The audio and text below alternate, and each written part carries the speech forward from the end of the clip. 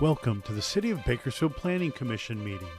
This television broadcast is brought to you by the local cable companies, the County of Kern, and the City of Bakersfield. You can watch the rebroadcast of this meeting Saturday at 7 p.m. and Sunday at 10 a.m.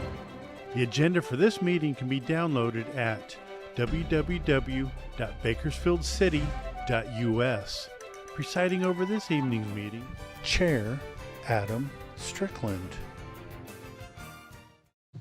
It is my pleasure to call to order the May 7th, 2026 Planning Commission meeting. Madam Clerk, will you please call the roll? Chair Strickland, Here. Vice Chair Biddle, Commissioner Brandt Oliver, Here. Commissioner Core, Here. Commissioner Martin, Here. Commissioner Cater, Commissioner Brar.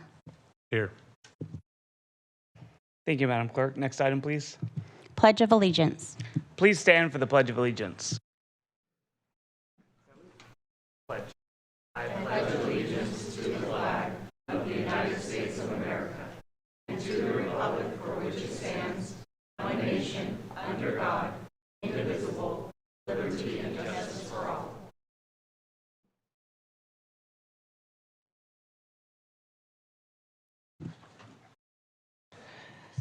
Thank you for attending tonight's Planning Commission meeting. This commission provides an opportunity for public participation in the development processes throughout the city of Bakersfield. The Planning Commission considers a wide variety of projects, including subdivision maps, zone changes, general plan amendments, and more. When applications are received, the city planning department analyzes the requests. Planning staff will present the facts about the project, along with their recommendation to the Planning Commission, who will approve the item or make a recommendation as appropriate. Madam Clerk, next item, please. Public statements. Public statements are now received at different times depending on the item. I will call for Madam Clerk to call for public statements at the appropriate time, so please listen carefully for the correct time to speak. Non-agenda item 3A, public statements. Does anyone in the audience wish to address the commission regarding items not listed on tonight's agenda? If so, please come forward and state your name. Seeing none? Agenda item 3B, public statements. Does anyone in the audience wish to address the commission regarding items listed on tonight's agenda? If you are here for non-consent public hearing item 6A, now is not the time to speak. You will be given an opportunity to speak at a later time. Seeing none, Madam Clerk, next item, please.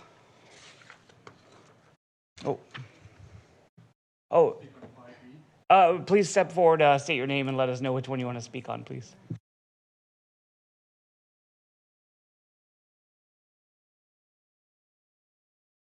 David Charles, Bakersfield, California. One second. We're not at that juncture yet to pull an item, but we will be shortly. So I can let you know when. Okay. Cool. Oh, okay. This is for polling. Okay. I see. All right. Now I see what's going on. Thank you. Sorry about that. Madam Clerk, next item, please. Agenda item 4, consent calendar items. All matters listed in the consent items do not require a public hearing and will be enacted by one motion. There will be no separate discussion of said items unless staff or commissioner requests specific items to be discussed and/or removed for separate action. May I get a motion approving consent items 4A? I'll make the motion. Commissioner Core, do I have a second? So moved. Commissioner Martin, commissioners, please cast your votes.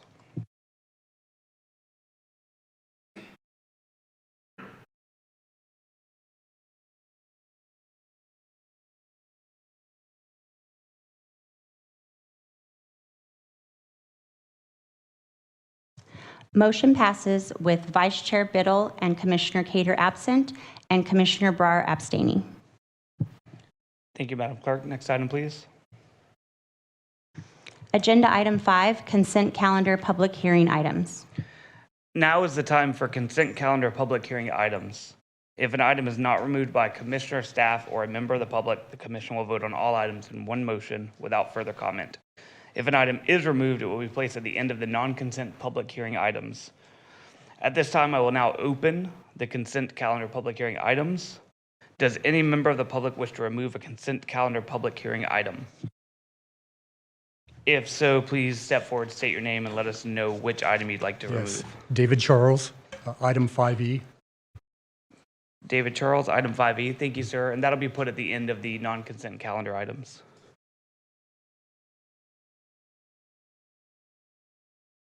Good evening, Commission. Justin Beatty with Beatty Homes. I'd like to pull item 5C for further discussion. Thank you, sir. Thank you. I pulled it. I guess item 5C has been pulled, am I right? It is, but Okay, okay, you could also pull it. okay. Thank you, sir.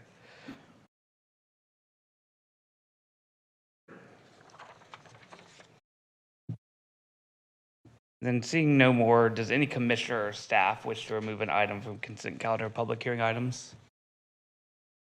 Seeing none, Madam Clerk, just to acknowledge, I was also going to pull item 5E, so just to record that, thank you. At this time, the consent public hearing items not removed are now closed. May I get a motion to adopt staff's recommendations on the consent public hearing items not removed, incorporating all staff memoranda and revised staff recommendations?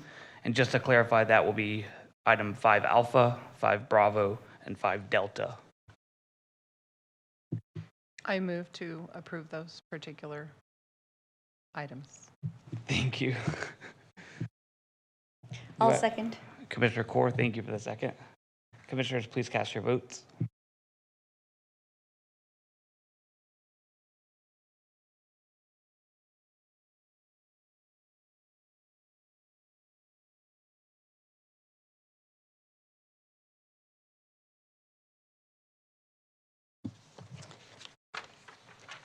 Motion passes to approve 5A, 5B, and 5D with Commissioner Cater and Vice Chair Biddle absent. Thank you, Madam Clerk. Next item, please. Agenda item 6, non-consent public hearing items. Now is the time for non-consent public hearing items. Before we begin, I would like to explain how the hearing will be conducted. Staff will first give a report, then those in favor of the item will be allowed to speak. Those in opposition to the item will be given the ability to speak after all those in favor have spoken. Each side will be given 5 minutes to provide rebuttal comments. Individual speakers may ask questions. 1 second, please.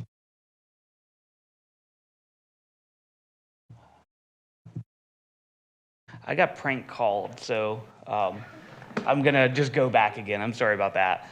Now it is the time for non-consent public hearing items. Before we begin, I would like to explain how the hearing will be conducted. Staff will give a report, and then those in favor of the item will be allowed to speak. Then those in opposition to the item will be allowed to speak after all those in favor have spoken. Each side will be given 5 minutes to provide rebuttal comments. Individual speakers may ask questions during their statements, but questions will not be answered until the public hearing on that item is closed. Written comments may be given to the clerk, who will provide copies to the commission. Please be respectful of others participating in the hearing by not repeating the remarks of previous speakers and presenting any new items or thoughts in a concise and clear way. Mr. Burns, will you or your designee please provide us with the staff report? Thank you. The item in front of us for this item is enactment of Chapter 7.74 of the Title 17 of the zoning of the Bakersfield Municipal Code. City of Bakersfield is proposing to enact Chapter 1774 of the Title 17 of the zoning of the Bakersfield Municipal Code for the purpose of establishing short-term rental ordinance and a finding that the project is exempt from California Environmental Quality Act and also be considered citywide. Staff recommends approving Chapter 17.74 short-term rental ordinance and a notice of exemption. With that, we're going to do a slideshow for this. Good afternoon, Commissioners. VD King with the City Attorney's Office. Both Mr. Burns and I will be presenting the short-term rental presentation today. Just to give you an overview of the presentation, I'm going to do a recap of the short-term rental, also known as an STR ordinance, in terms of the committee history, where it's been and where it's at today, as well as an overview of the ordinance. You did have a copy of the ordinance in your packet. It's lengthy. And so my goal today is to just give you like the main provisions. But if you have questions about anything, just let us know. And then finally, we are seeking a recommendation to take the ordinance to the council for first reading. So in terms of the committee history, this topic has been in the works for a number of years. Back in March 11th of 2020, Councilmember Gonzalez made a referral to one of our committees to present an overview of an STR ordinance. It was a very broad discussion at the time, and we took it back on May 21st of that same year. We gave a presentation to the committee, the Planning and Development Committee, and at the time, the committee was split. There were council members that were for it, some that were against, and so we deferred the item until we had all members present, because not everyone was present at the committee meeting, and also because it was at the height of the COVID-19 pandemic. So fast forward a few years later, February of 2024, we gave another refresher on the STR ordinance, and at the time we had new council members. Vice Mayor Core and Councilmember Smith directed staff to bring back a red line ordinance, and at the time, Councilmember Freeman voted no. So again, year and a half later, we brought back the topic again to now the Community Development Committee, and we were directed to prepare the STR ordinance. And we did, and we brought it to committee in February of this year.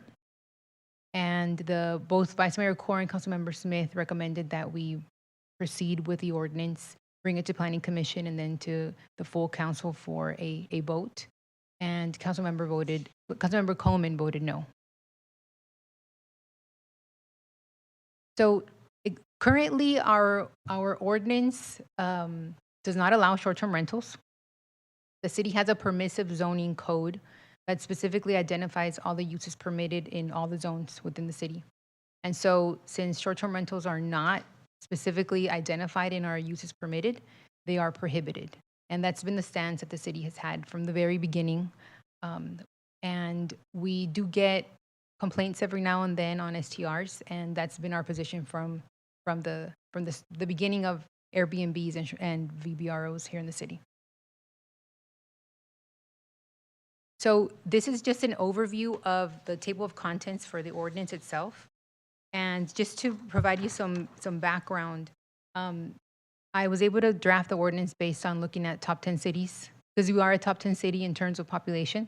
And so I looked at top 10 cities, I looked at survey cities to see what common threads those ordinances had. And these were the most common types of regulations that those ordinances have. And so I'm going to be covering them, like I said, a high level, but if you have questions, please just let us know. So there will be a permit requirement. The permit would require that the operator submit an application. The STR permit would be available for residential dwelling units, which would be like a single family home, and also for residential development projects, which includes apartments and condominiums. We did set a limit of 20% of the dwelling units allowed within an apartment or a condominium complex. So if you have 10 units, we would be able to issue 2 STR permits. And there's a breakdown of that formula in the ordinance. We did exclude ADUs and junior ADUs, and that's because there's actually state law that prohibits those types of dwellings from being used as an STR. And it all goes back to the housing crisis and having housing that is more permanent. And so you can rent them as a month-to-month and annual basis, but not as a short-term rental, which is less than 30 days. We also excluded deed-restricted affordable housing units for the same reason that it's supposed to be for permanent housing. Special group residences like group homes, and single room occupancy. The application will require that the operator identify an emergency contact person, and this will be crucial because this will be the contact person that the city has if there's any issues with the permit. The person will have to be available 24 hours a day, 7 days a week. If the operator is not the property owner, we will require a signed and notarized property owner release from whoever owns the property. They can't have any active or pending code enforcement actions on the property itself. And if the operator lives in a community that has an HOA, they will be responsible for providing us something in writing that the HOA is agreeable to having the home used as an STR. And finally, the operator agrees to indemnify the city, and that would be part of the application. The city will also inspect the dwelling unit for hazardous and unsafe conditions before issuing the permit. It will involve fire, code, maybe even police. I'm not really certain about that, but definitely code and fire. Operator will have 45 days after completion of the application to, actually, no, operator will have 45 days after application has been reviewed to meet all the regulations. And they will be required to obtain a business tax certificate before renting or advertising.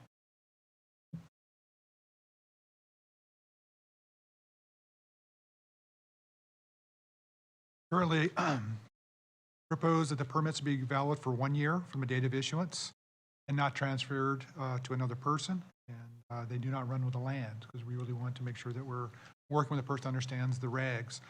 The permits will be allowed to be renewed annually, as long as the operators are in good standing and they meet the current regulations.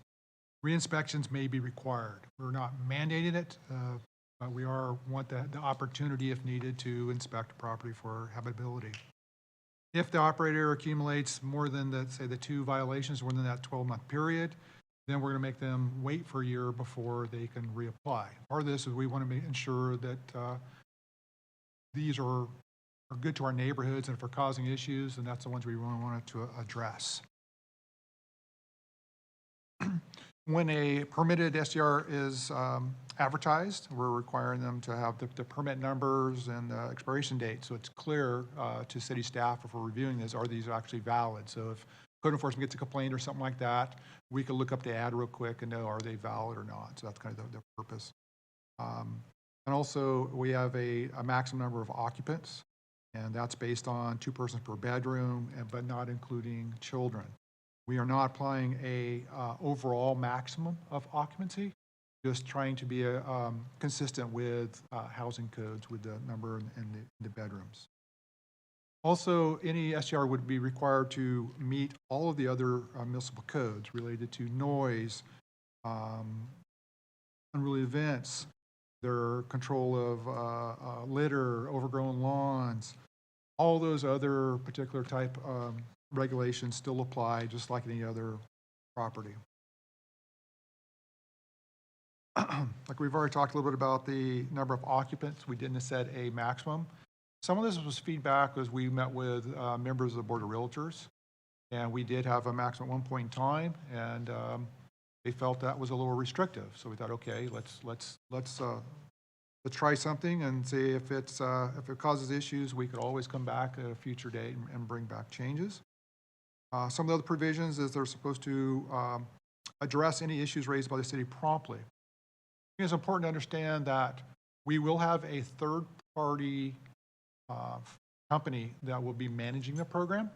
They're the ones that will be doing the data scrapes. They're the ones that will be doing the initial complaints. So hopefully the majority of these items are addressed to the operator. If they're not addressed, then they would roll to code enforcement to address. And I think the other large thing is pay the transient occupancy tax, TOT, our lodging tax. And that also will be done through the third party.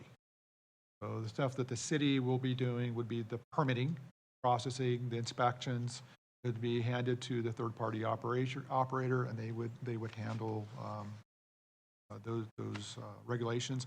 They would also inform the current STRs that, hey, you need to have this permit. Now this is a requirement. So they would help us in that process.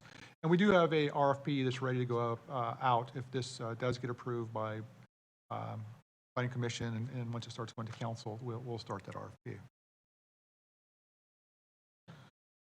Again, the enforcement, any violation of any part of the ordinance, providing us, misleading information regarding their documentation, and also an attempt to run a STR without the permit. We want to make sure that part of the way to regulate these is if they're going to violate them, then don't take that ability to have a legal one They will be subject to our Chapter 140 of the Municipal Code. This allows us to seek criminal and civil actions depending on the violation, and there are also zoning violations, so we could take also basically a lawsuit against them for the zoning violation. We recently adopted tiered code enforcement administrative citations. So that would be another tool to bring this into compliance. So it's like a basically administrative fine of $100, then $500, then $1,000. So that's kind of the other mechanism that we would bring these into compliance.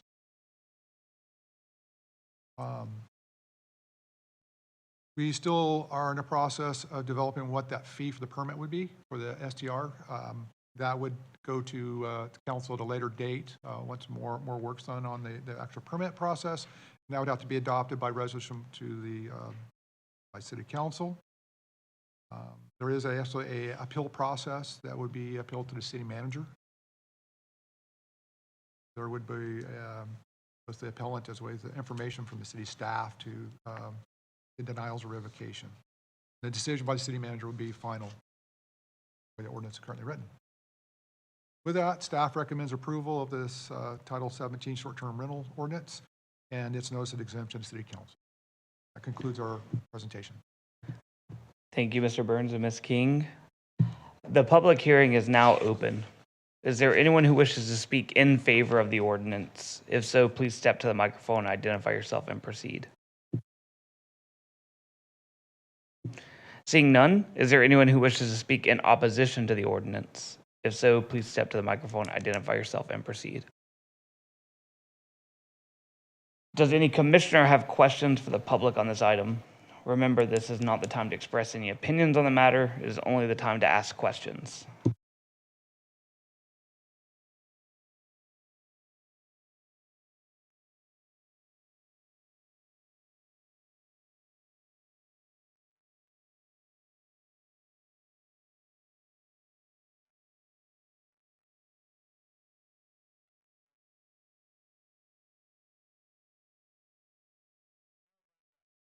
It's open.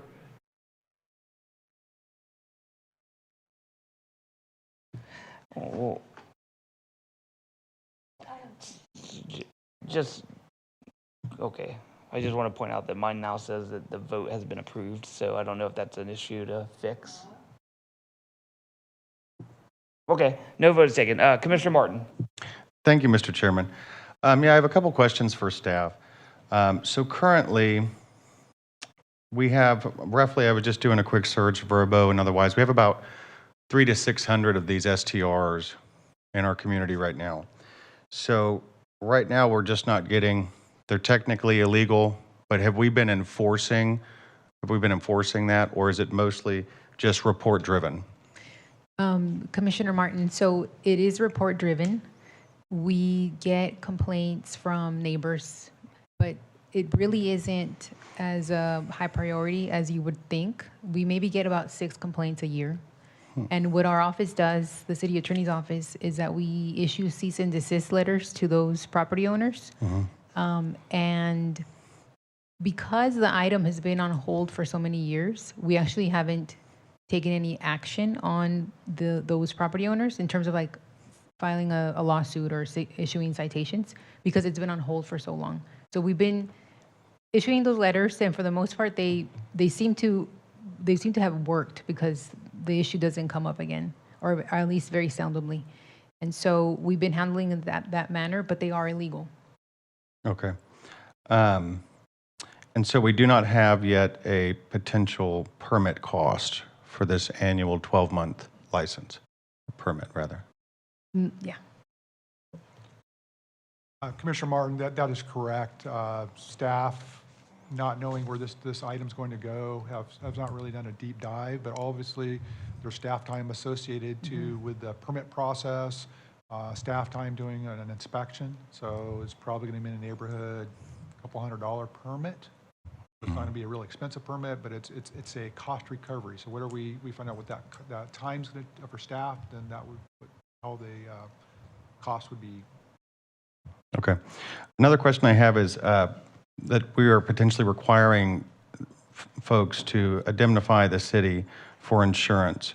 And, those of you who have businesses understand too that, insurance can be expensive, right? So I'm just curious, what dollar amount and why did we choose to do that? If somebody is a property owner, why did we choose to do that? To indemnify, and what dollar amount? 1 Commissioner million? Martin, I'm sorry. Yeah. I was going to clarify. So the indemnity and the insurance are two separate issues, right? So the indemnity is if in case the STR results in a lawsuit and the city is brought into that lawsuit because we issued that STR permit. Basically what that means is that the property owner would make the city whole as a result of that lawsuit. And what's our insurance minimums that we're asking people? I believe it's $1 million. I believe it was $1 million for the insurance. I didn't see it in there. And that's the standard amount that we ask for any contractor or contract that we have with the city. Okay. So I guess I would say, lastly, is for the 2 citations in a 12-month period, where did we come up with that? I think especially, where did we come up with 2 citations in a 12-month period? That was the average that I found within my research. There were some cities that may have had more, and definitely probably not less than 2, but it was based upon the research that I conducted with those top 10 cities and survey cities. And if somebody's permit was revoked, would they'd be able to apply within a year again and have another shot at it? Ensuring that they've met all the regs and that they have no pending code enforcement cases and that they meet everything as it relates to the ordinance, yes, potentially. And with this new ordinance, would this still be report-driven, or would we be actively seek? This would be active because we would actually be hiring a consultant that would be taking that responsibility. Okay, thank you. Yes. Commissioner Brent Oliver? Okay, I guess one of my biggest questions is, did the staff consider drafting language in this ordinance that makes the permitting process more extensive? And by that I mean, if you're going in to request a conditional use permit, you're required to notify people within, I think, a 300-foot boundary, right? Correct. And so was that considered within the Housing Community Development Committee and/or staff to apply that same type of? I think it might have been discussed briefly because you're right. Then it would be a CUP process. It wouldn't be just submitting an application and meeting all the requirements. It was briefly discussed, but it wasn't pursued. And in my research, none of the cities that have an ordinance require a CUP. Okay, yeah. Not to say that you can't. Keep my comments for later, but I'll ask another question. So cost recovery, you mentioned that the goal of the fee for the permit was mainly just to get cost recovery on the facilitation of that. What about the transient or TOT? What is that fee and how is that collected? And Commissioner Brent Oliver, that is based on a percentage, I believe it's 12% of the rental cost per night. Okay. That actually generally goes into the TOT fund, which is part of the general fund. So that this 300 to 600 SGRs based on our consultants look at this, that's somewhere between $1 million and $1.5 million of potential revenue for the city. And when we do ordinances, when the council approves a change to our ordinance, can they make changes in the future? I mean, I'm assuming that more refinement of this, because this is our first go at it, right?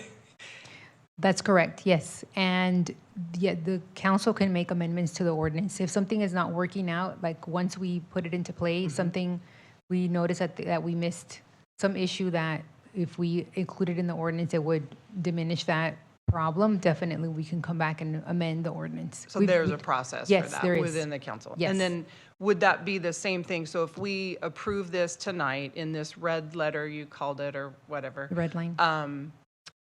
and it goes to council, is that if they approve it as is, it just gets approved and it is the very next day it's put into place? No? No, Okay. no. They Can you could, tell me that? the council, so it would go to first reading. So when we go to first reading, the council could make suggested edits to the red line at that time. And we would make those edits. It'll come back for second reading to council. And then it takes effect 30 days after that. Okay. So during that first, so during that first reading and at the council that evening would be the opportunity for the public to bring their opinions to the council's attention at that night, correct? Between now and then, yes. Between now and then. Okay, all right, thank you so much. Thank you, Commissioner Brent Oliver. Commissioner Core? Question for the staff. What is our plan of action for the existing property that are already in the business? Are they going to be, is the third-party company that we're hiring, they're going to be looking for those properties, or is just my responsibility as the owner to just come to the city and get the permits? Commissioner Core, it's the property owner's responsibility by the ordinance, but to locate people operating SDRs, it'll be their job to notice the SDR, current SDRs, saying, hey, you need to get a permit. So potentially, that's how we would know that they're out there. They're doing these data scrapes. They have the ability to actually get their contact information from those data scrapes, and they would do those notices for us. So same thing, if someone didn't get their permit and we took code enforcement action, that's who would provide us that same information. So it's how it works. And to clarify the type of the properties that needs the STR, single room occupancy, so if somebody renting a room in their residence, they do not need the STR. A short-term rental in this ordinance is for the less than 30 days. So this is someone that's basically, it's an Airbnb. You're like a hotel. You're renting for a week. You're not renting for the month. So if you're renting for the month to month, that is not a short-term. That's not part of this permit. What about some of the hotels that they do monthly rentals? So a hotel is a hotel use. They're already required to meet the TOT. It's this, these are not permitted as hotels. They're in a other use. They're in a apartment complex or they're in a single family house. They're not regulated the same way. So without this ordinance, we don't have the ability to collect the TOT or to really address the impact to the neighborhoods and have conditions of operation. Okay, thank you. I just have a couple questions. Has the city looked at engaging with Airbnb, Vrbo, et cetera, for requiring those listing within Bakersfield to have a permit form as part of that requirement? Because I see that like in New York a lot, you know, to sign up to rent, you actually have to engage with those applications and prove that you've done this process with the city before you're allowed to host. Mr. Strickland, we have not done that. We had received information from a consultant that does a majority of California that this is a better mechanism to ensure that it's happening because there's not a requirement for one of these companies to actually adhere to that. It may be tempting to do, it could be a good business, but there's not a way that we could ensure that it actually happens. Understood. And then I want to just clue in on the consultant that's going to eventually be RFP'd on this. There's a question here that's not a comment. What if the city council chooses not to pursue an RFP contract because of the cost and financial implication of hosting and paying out a contractor in a time when we're at a budget shortfall? What happens if we approve this ordinance and then have no consultant to do this work? Commissioner Strickland, the cost for a consultant to run a program like this is less than $100,000 a year, and there's potential revenues of $1 million to $1.5 million. So as far as the budget issue, this is more of a potential added revenue that could help with added code enforcement, added housing, other things that the city is tight for general fund right now. And to clarify, the added revenue is from transient occupancy tax, not from citations and fines. Correct. Got it. I think that's my final comment. Commissioner Core. Does city have an idea of what's that added revenue or what's the approximate range of the dollar amount? Commissioner Core, it's somewhere between $1 million and $1.5 million.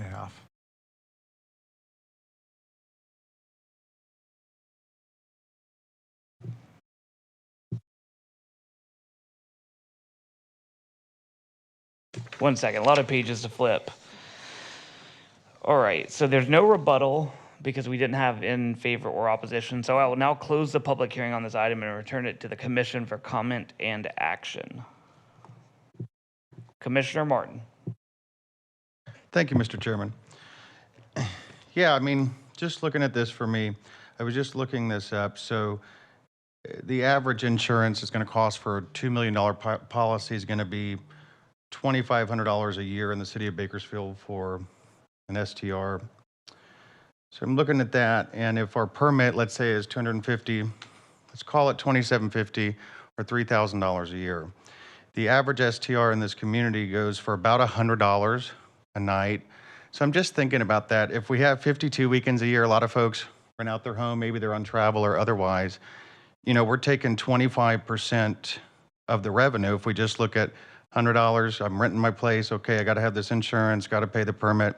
$2,500, that eats up 25% if you just rent it on the weekends, the average cost of an STR in this town.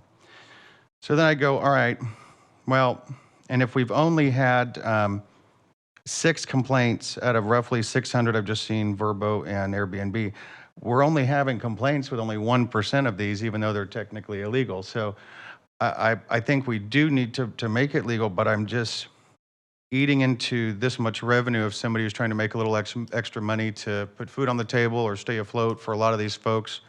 That worries me with the $2 million liability. I'd like to see some clarification if that is $2 million, because insurance just keeps going up and up and up, and I don't want to harm anybody here who's trying to rent out a room, et cetera. So I'm cautious about that. And also, I'm cautious, you know, when we're report driven on code, and I see this with county too, it's report driven, but when we're actively using it, I want to be cautious that our government is not using this as just a revenue grab or a revenue generator to do too much. If we have a consultant that's just going to increase revenues all the while and without giving folks an opportunity to try and make things right and be compliant.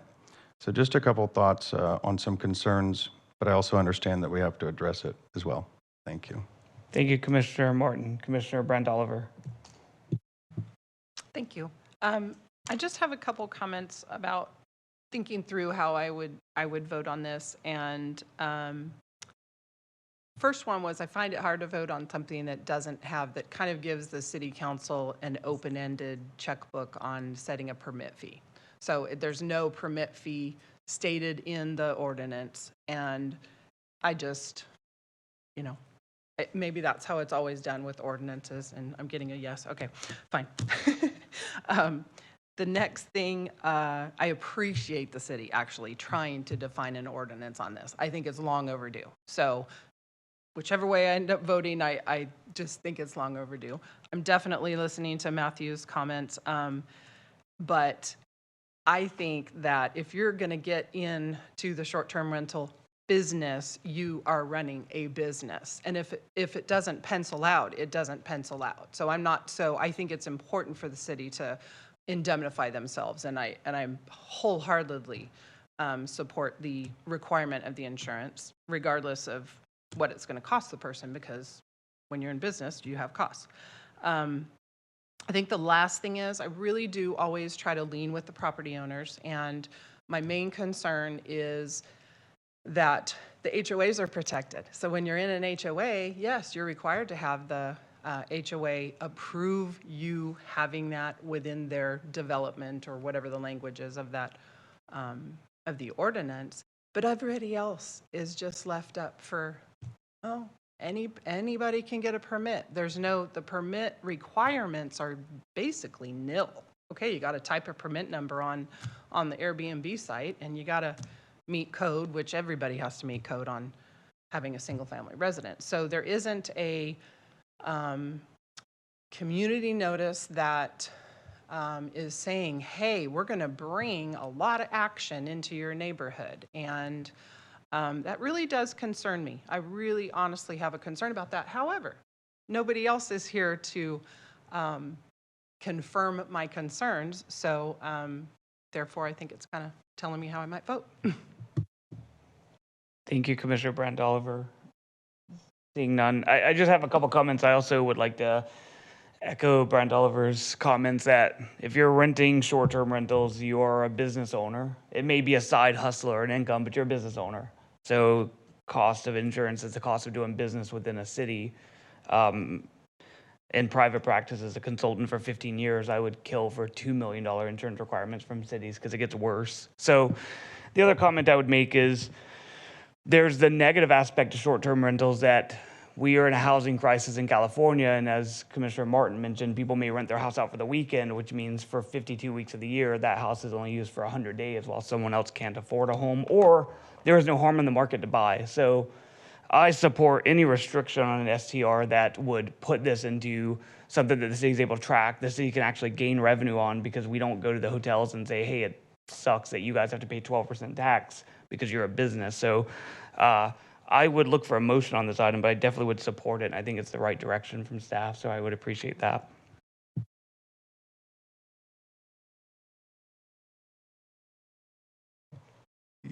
Yeah, I want to clarify too.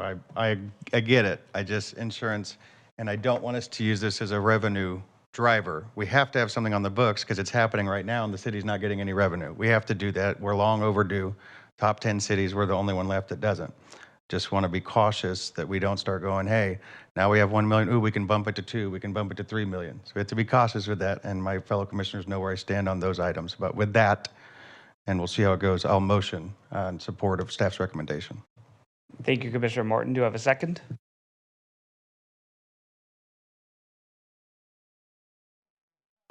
I second.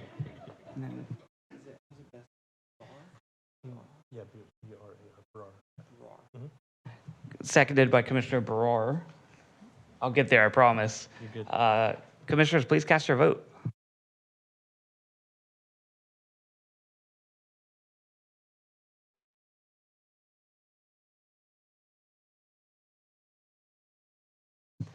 Motion passes with Vice Chair Biddle and Commissioner Cater absent.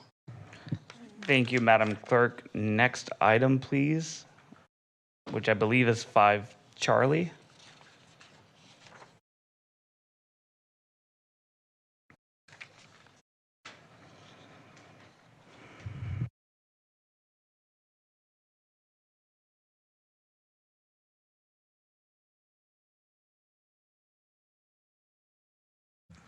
Madam Clerk, is there any preamble for this? No. All right, Mr. Burns, will you or your designee please give a report on item 5C?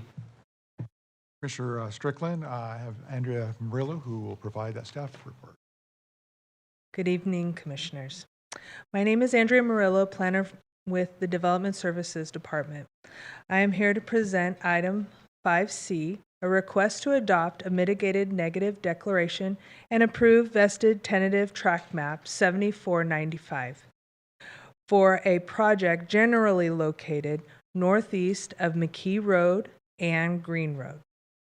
The applicant, McIntosh & Associates, representing the property owners, Mountain Vista Partners, plans to subdivide 39.98 acres into 215 single-family residential lots, 5 landscape lots, 1 drainage basin, and 1 water well lot in an R1 single-unit dwelling zone. The residential lots will range in size from 4,500 square feet to 12,264 square feet, with a typical lot size of approximately 50 feet wide and 100 feet deep, or 5,000 square feet. Access to the subdivision will be provided from Green Road on the west boundary and McKee Road on the south boundary. Staff has reviewed the development for compliance with the California Environmental Quality Act.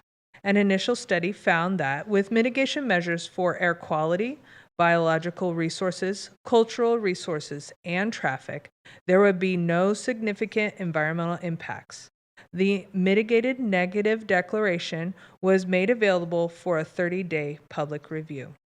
Notifications for this hearing was sent to property owners within 300-foot radius and published in the local newspaper. Staff has received written feedback, which was addressed in the staff report. The applicant is here today to respond to your questions. Staff concludes that the project complies with California Environmental Quality Act and is compatible with its surroundings, land use designations, and zoning.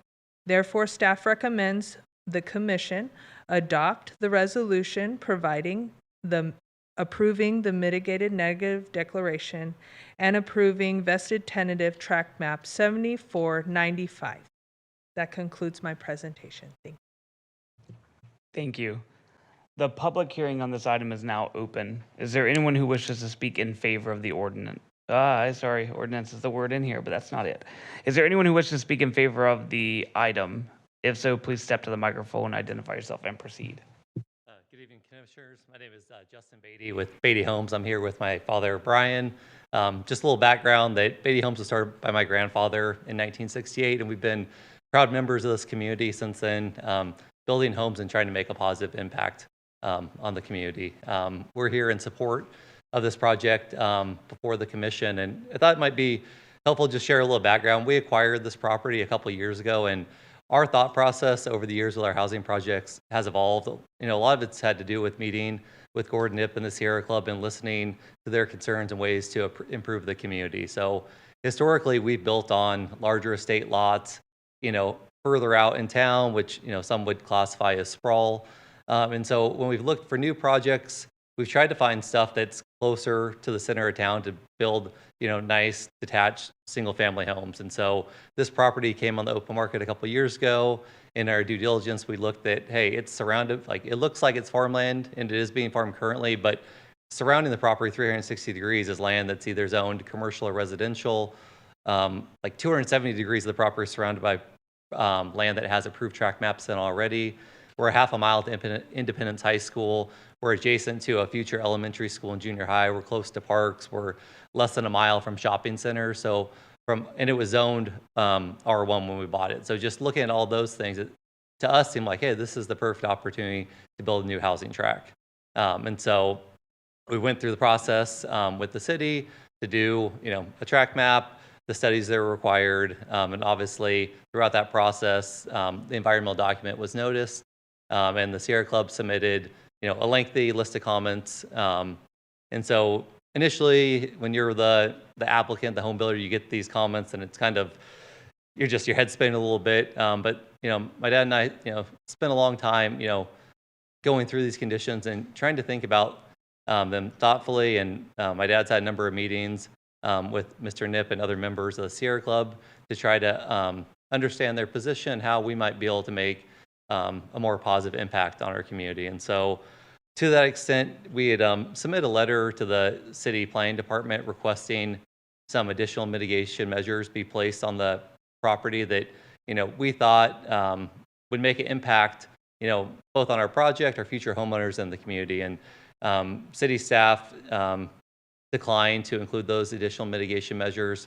From their point of view, they said, hey, these measures are more of a private agreement. In our mind, the environmental studies that were done, the responses that were provided are adequate. And my dad and I contemplated coming before the commission or requesting you add these additional mitigation measures into our conditions of approval. But speaking with city staff, you know, they're going to recommend against it. You know, we've noticed historically, typically when staff recommends against something, it's very unusual that a commission or a council would approve it. So we have been having these ongoing meetings with Sierra Club, and you know, on the record, we're committed, you know, in the next week to having a, you know, a private agreement with the Sierra Club to add additional mitigation measures that we think are feasible in our project. And it's hard because I know from the city staff standpoint to lump conditions on every single project, you know, everyone's unique. And so we really tried hard to add things that we felt like we could add to our project and still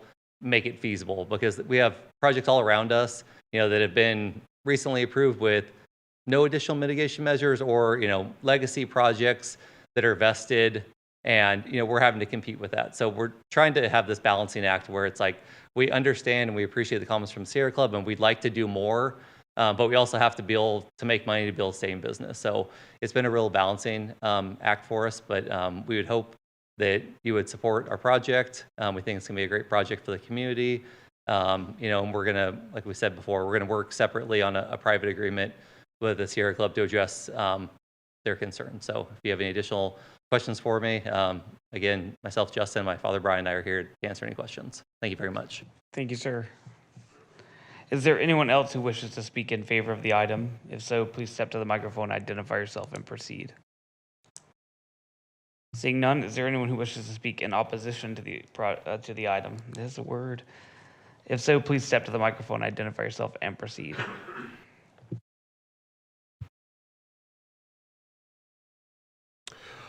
My name is Gordon Knipp. I am the vice chair of the local Sierra Club chapter.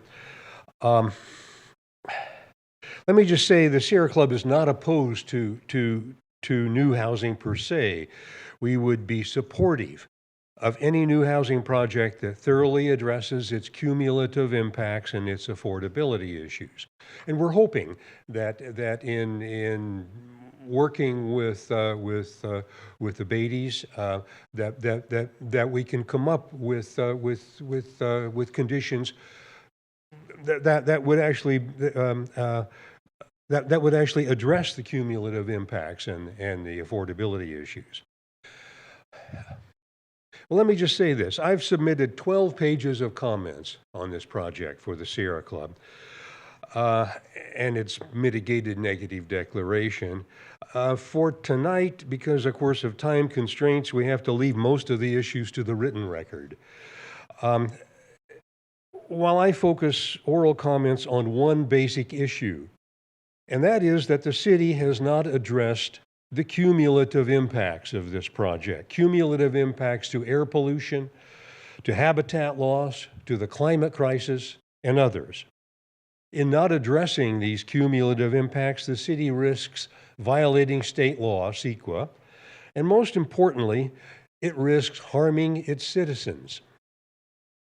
This project, Track 7495, is not the only project in the works by any means. I've listed numerous other current housing tracts in the letter that I submitted.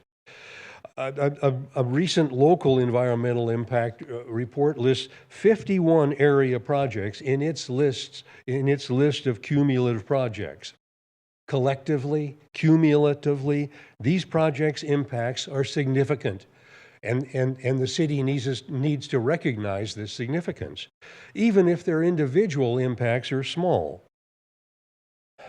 So let me talk a little bit about cumulative impacts of the project on the climate crisis. The climate crisis is inherently a cumulative impact. No one project is large enough to heat the atmosphere. But cumulatively, our stupid species continues what UN Secretary General Antonio Guterres calls, quote, the madness of incinerating our only home.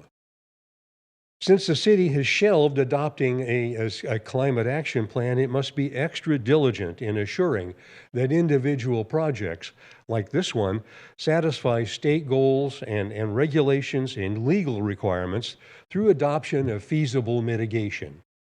We've listed numerous such measures in our submission. The city should require such specifically defined and enforceable mitigation for the climate crisis.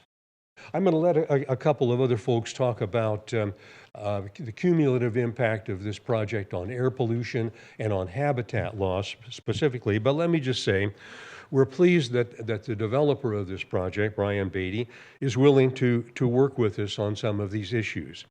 We would hope that the city would be equally willing. So anyway, I'm going to let a couple of other folks talk about some of these issues, and I thank you for the opportunity to comment. Thank you, Mr. Knipp. Appreciate you. Is there anyone else who wishes to speak in opposition? Oh, sorry, go ahead. Good evening. I'm Eddie Lane. I'm with the Sierra Club, and I want to address cumulative impacts of habitat loss.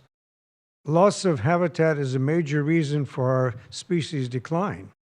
The city has not described and assessed the significance of the cumulative effects of ongoing urbanization and habitat loss on protected species. The current Metropolitan Bakersfield General Plan depends upon the now expired Metropolitan Bakersfield Habitat Conservation Plan, HCP, for its biological resource cumulative insignificant conclusion. Now that the HCP is no longer in effect, the city must find another way to effectively address the project's contribution to cumulative habitat loss. Where are the kit foxes and the burrowing owls supposed to go if we urbanize more and more of their habitat?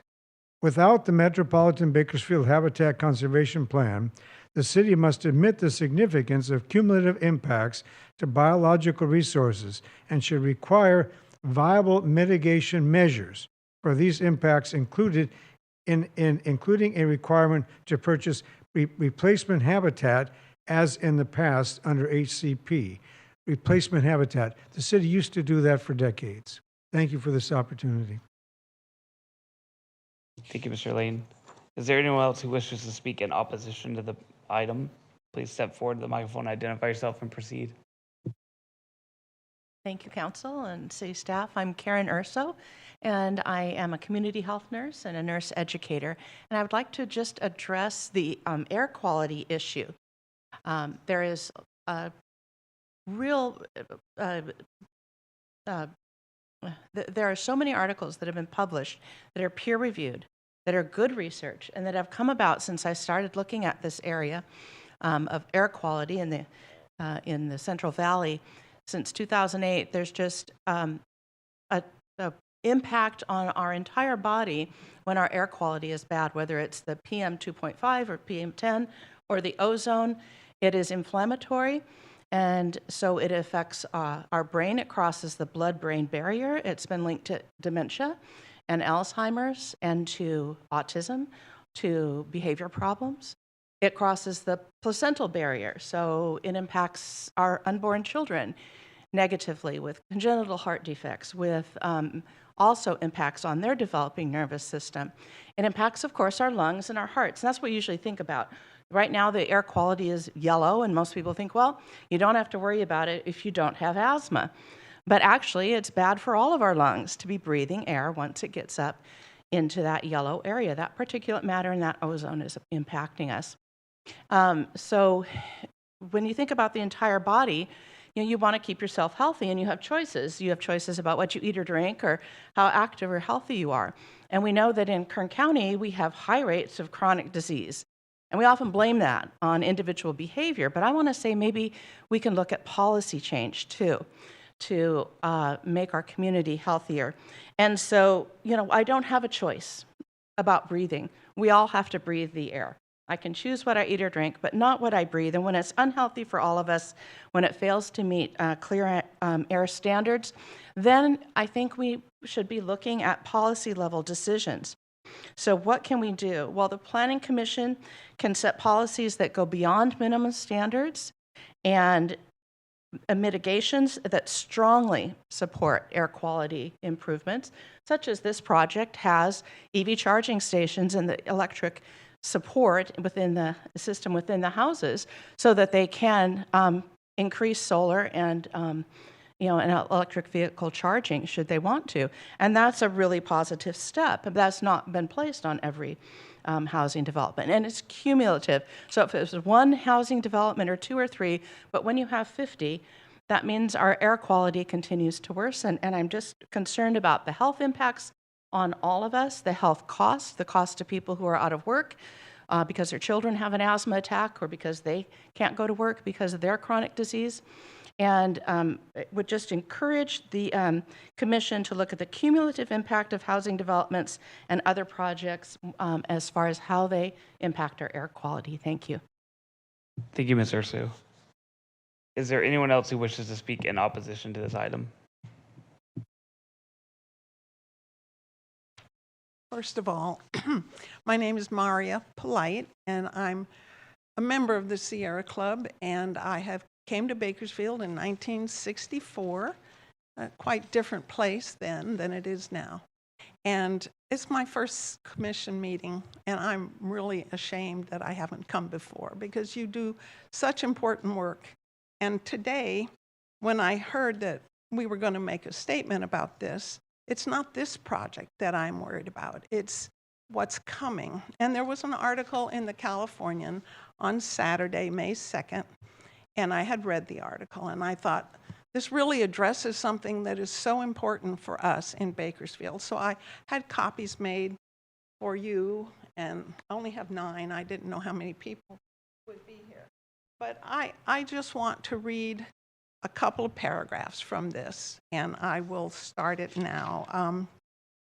So California's Sustainable Groundwater Management Act was supposed to end exactly this kind of disconnect with our water future.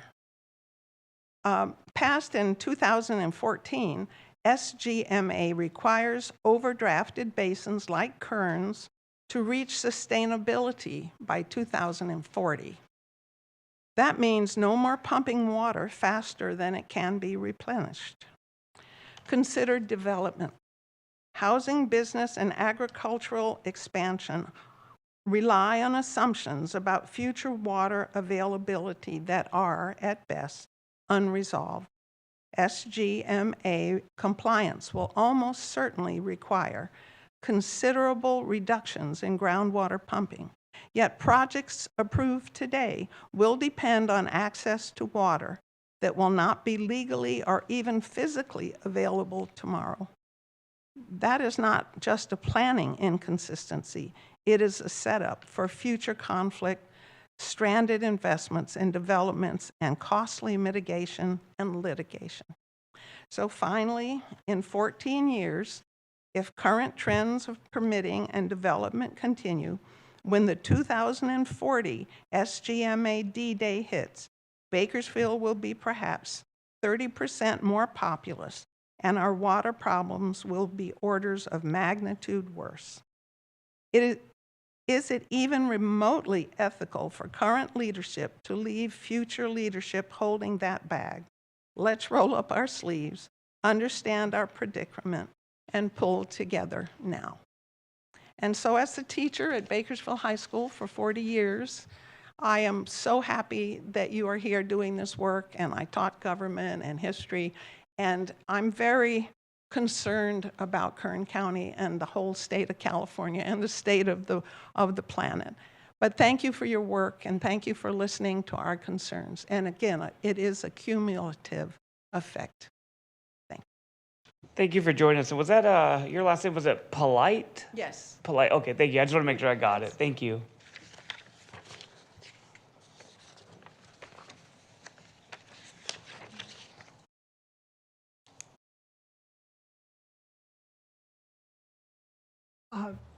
My name is Margie Bell, and I also taught at BHS with Maria Polite, and I am aware of the long and distinguished background the Beatties have in Bakersfield, and am totally respectful of them and their efforts to somewhat become involved in the housing issues and their willingness to talk to people in the Sierra Club. I'm also a member of Sierra Club, and I work at the Nature Center in Hart Park as a docent every Wednesday, and I'm aware of habitat problems.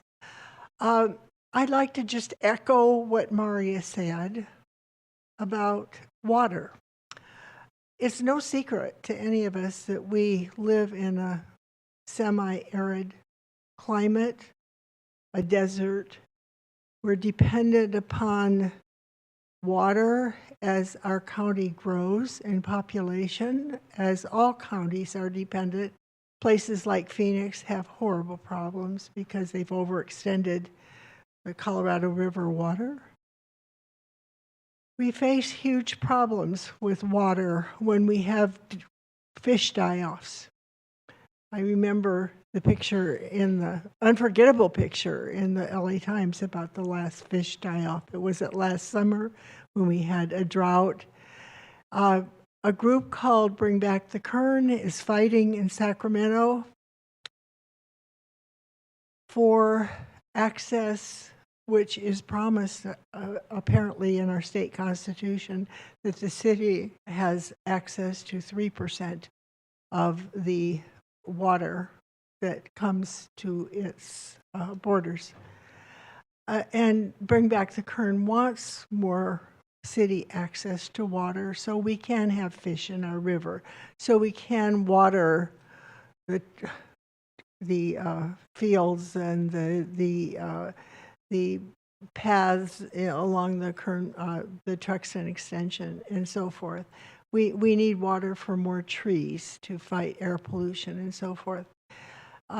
It's no secret we have water problems, and I'm not so concerned about the Beatty's tract, but as Gordon has said, and I agree 100%, and everybody else like Karen, that this just can't go on indefinitely, can it? I mean, we're competing for water in the Kern for our city's population as it is now, but what is going to happen down the line with all these planned housing tracts? So quickly, I just want you to know that there are a lot of us involved in environmental issues in Kern County. I support the Sierra Club position. The city should address the cumulative impacts of this project as well as the other projects planned in the future. Maybe we need to come to the conclusion down the line that enough is enough and we don't have enough water in part to sustain the kind of development that's in the pipeline. Thank you. Thank you, Ms. Bell. Is there anyone else who wishes to speak in opposition to this project? Seeing none, does any commissioner have any questions for the public on this item? If so, remember this is the time for questions, not comments. Commissioner Brandt Oliver. I had a question for the applicant. Are you allowed to speak about the conditions you were asking the city to add? Or is that quiet because you're in negotiations? No, it's just the additional mitigation measures were items that were all addressed in Mr. Knipp's letter, but it was things of improving, air quality, addressing, habitat loss, and, how basically a private individual, could help offset that, given that there's no HCP right now, farmland loss, like all these different deals. I think that, I guess, going above it, like as far as cumulative air quality impacts and things like that, things that we're proposing to do is really just going above and beyond what's currently required. And so items like that would be more solar than is currently required, more batteries than is currently required, providing actual EV charging stations, which is not required. You only have to pre-wire for one in the house. So items like that are things that we're trying to do in our project that, we feel like, again, have like a tangible impact on the community and things that actually, benefit the homeowners as well. So that's items like those are things that we're trying to work with Sierra Club on that, make a better quality project, for our future homeowners and a better quality project for our community. And so you're saying that you're still trying to negotiate with the opposition, even though you might receive approval today with. I guess we still support the project. We'd like to get approved, and as the Sierra Club's aware, they can challenge this project for the next 10 days following your approval. And so I guess our goal is that my dad just had a long meeting with the Sierra Club and some of the representatives this afternoon to continue to dig in on these topics and find ways that we can find common ground. And so our goal is in these next 10 days, hopefully we receive approval from the commission and we continue to work with Sierra Club toward an amicable resolution that works for both sides. And if that's not possible, then obviously they can challenge our project to the city council, when we go through that. So there's a number of steps still ahead if we can't come to an agreement. But we're we're optimistic that we can. Thank you. Thank you. Thank you, Commissioner Brent Oliver. Any other commissioner comment or question? Not comment. Okay. Commissioner Core. So it's 215 single-family residential lots and 5 landscape lots. What is landscape lots? And I don't see them on the track map. That's probably a staff question, but the landscape lots are just the, when you do a subdivision, all the streets around it. So like around the block wall, they make those like a separate legal lot for maintenance purposes for the city down the road, because they form, I believe, a consolidated maintenance district where on your property taxes, you pay a couple $100 a year, everyone does, to make sure the streets, you know, and the sidewalks and the landscaping is maintained. Okay, I thought you were going to put 5 different parks in here. Oh, no. Thank you, Commissioner Core. Seeing no others, is there anyone who wishes to provide a rebuttal on this item? If so, please be prepared to step to the podium. Each side will have only 5 minutes to make your comments succinctly without repeating the remarks of the previous speakers, to ensure that everyone wishing to provide rebuttal comments has a chance to do. And opposition spoke last, so support would have the opportunity to speak first. So if there's someone who wants to provide up to 5 minutes of rebuttal comments and support, you don't have to use the whole thing. The timer will stop early and we'll all accept that too. So. Yeah, Justin Beatty with Beatty Homes again. No, just I guess reiterate the comments we previously made that you know, we would hope that the commission would vote in favor of our project, and we're committed to working with the Sierra Club to making a better project. Thank you. Thank you. Is there anyone else who would wish to speak in support of rebuttal of the project? Seeing none, we'll give Madam Clerk a second to reset the timer. And then for rebuttal, for those in opposition to the project, if you would like to provide rebuttal comments.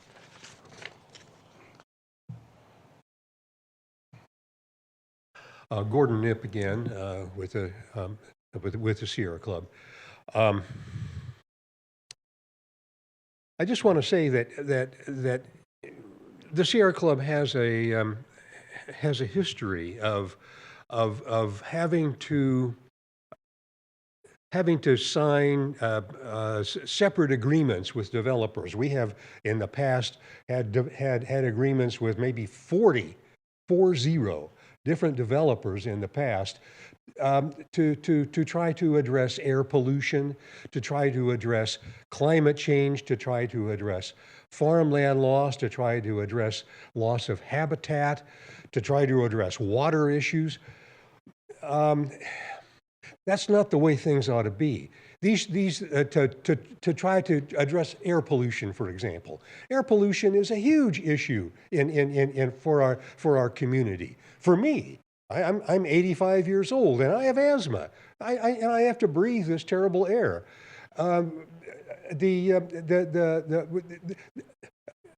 Cleaning the air shouldn't be something that a private nonprofit organization like the Sierra Club has to do. It's something that the city ought to be doing. The city ought to take some stances to try to clean the air for its citizens so that people can breathe clean air. The city is refusing to do that. What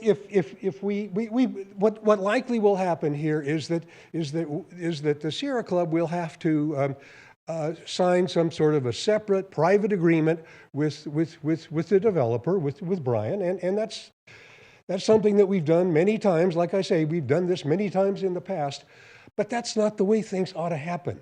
The way things ought to happen is that the city takes it under their paw. The city ought to be requiring many of these measures that likely the Sierra Club and the developer will agree to. The city ought to be requiring these things for the health of their citizens, if nothing else, and for the health of not only its human citizens, but for the health of its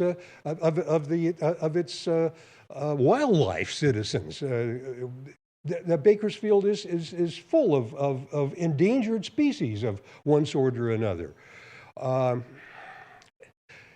This is not something that a private organization should have to push. This is something that the city ought to be doing. Not only the city, but the county, for that matter. The county too should be addressing these issues. Cumulative impacts to air pollution, cumulative impacts of all these projects to habitat loss, cumulative impacts of all these projects to the climate crisis. This is all stuff that the city ought to be requiring. And it shouldn't be left up to a private organization to try to clean the air. So anyway, just let me leave it at that. Thank you, Mr. Knipp. There's still a minute and a half on the opposition time. Is there anyone else who wishes to speak in opposition? Rebuttal in opposition? Hold on, there's a pin theft going on.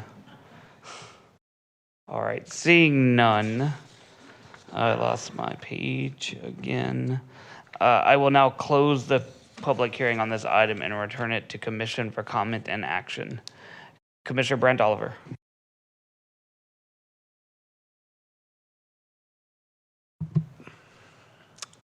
I'm going to go on stating some opinions, and this is one reason why I took this job, is so I could have this microphone.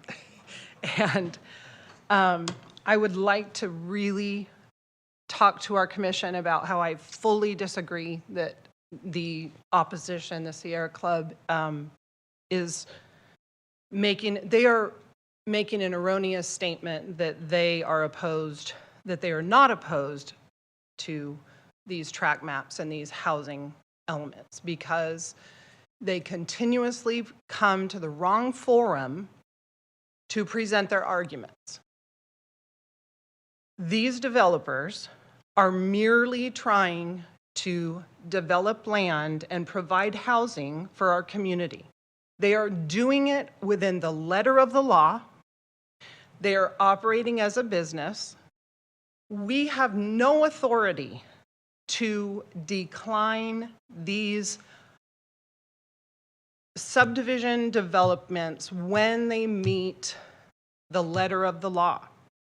I'm extremely frustrated by the comment that they have had to take this position with over 40 other agreements they've had in the past.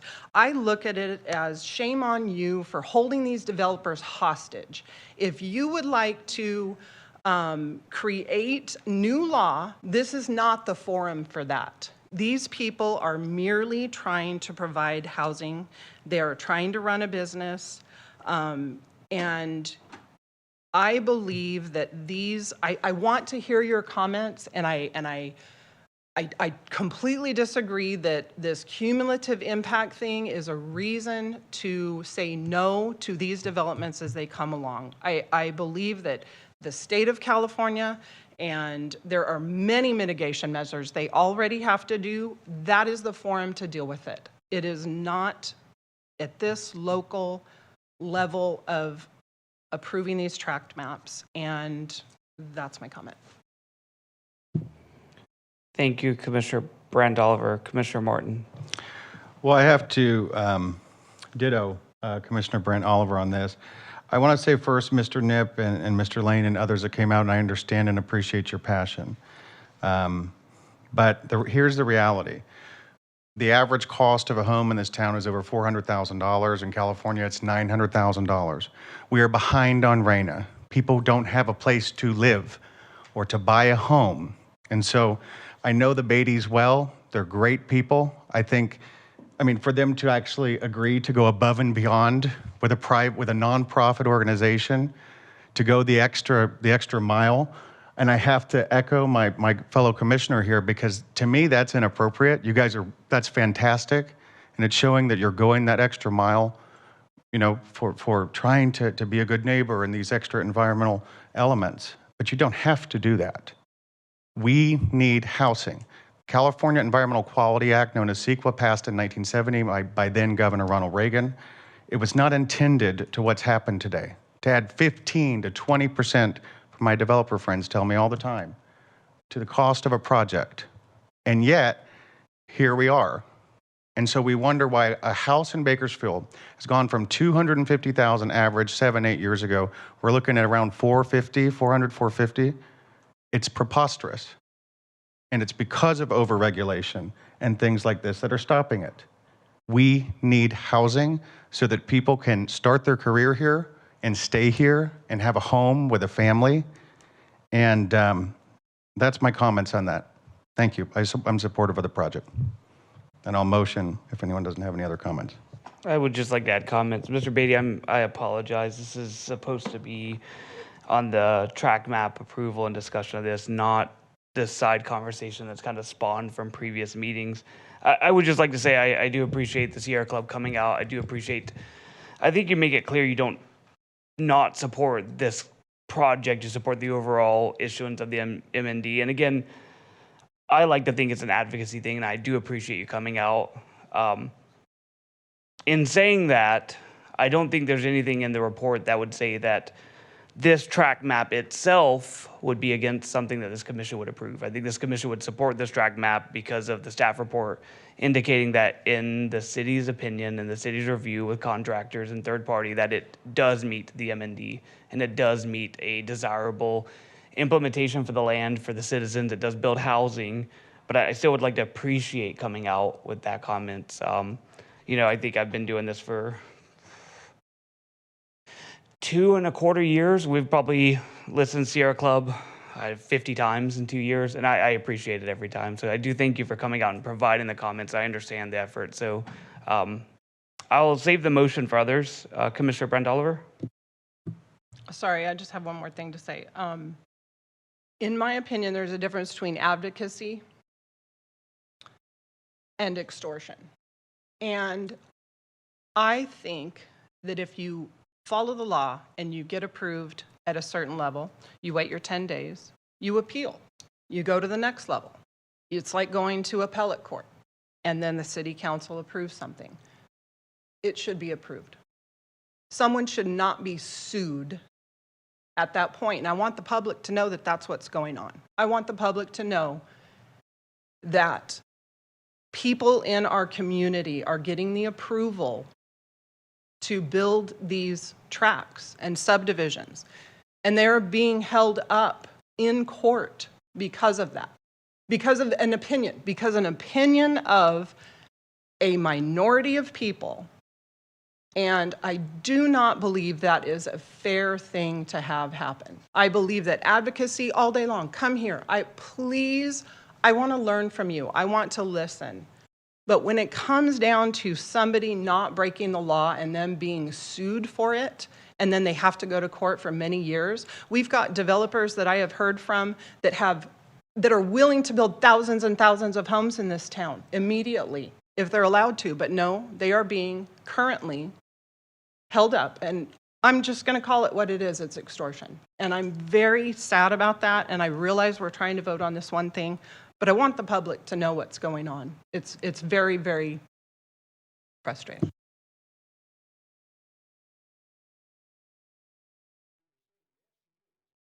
Motion, Mr. Chairman. I second the motion. Approve. Can I get you to clarify your motion, Commissioner Martin, just to be safe for the record? Yeah, I motion we approve staff's recommendation on item 5C. And then Commissioner Brent Oliver was second. I second the motion. Commissioners, please cast your vote.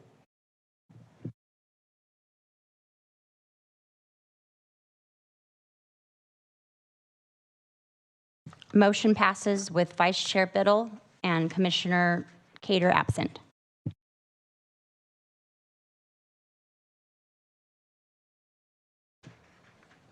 Ms. King, could I request a short 5-minute Yes, of course. bio 5-minute break. Yes, that'd be great. Thank you. It's 6:54, so we'll come back at 7.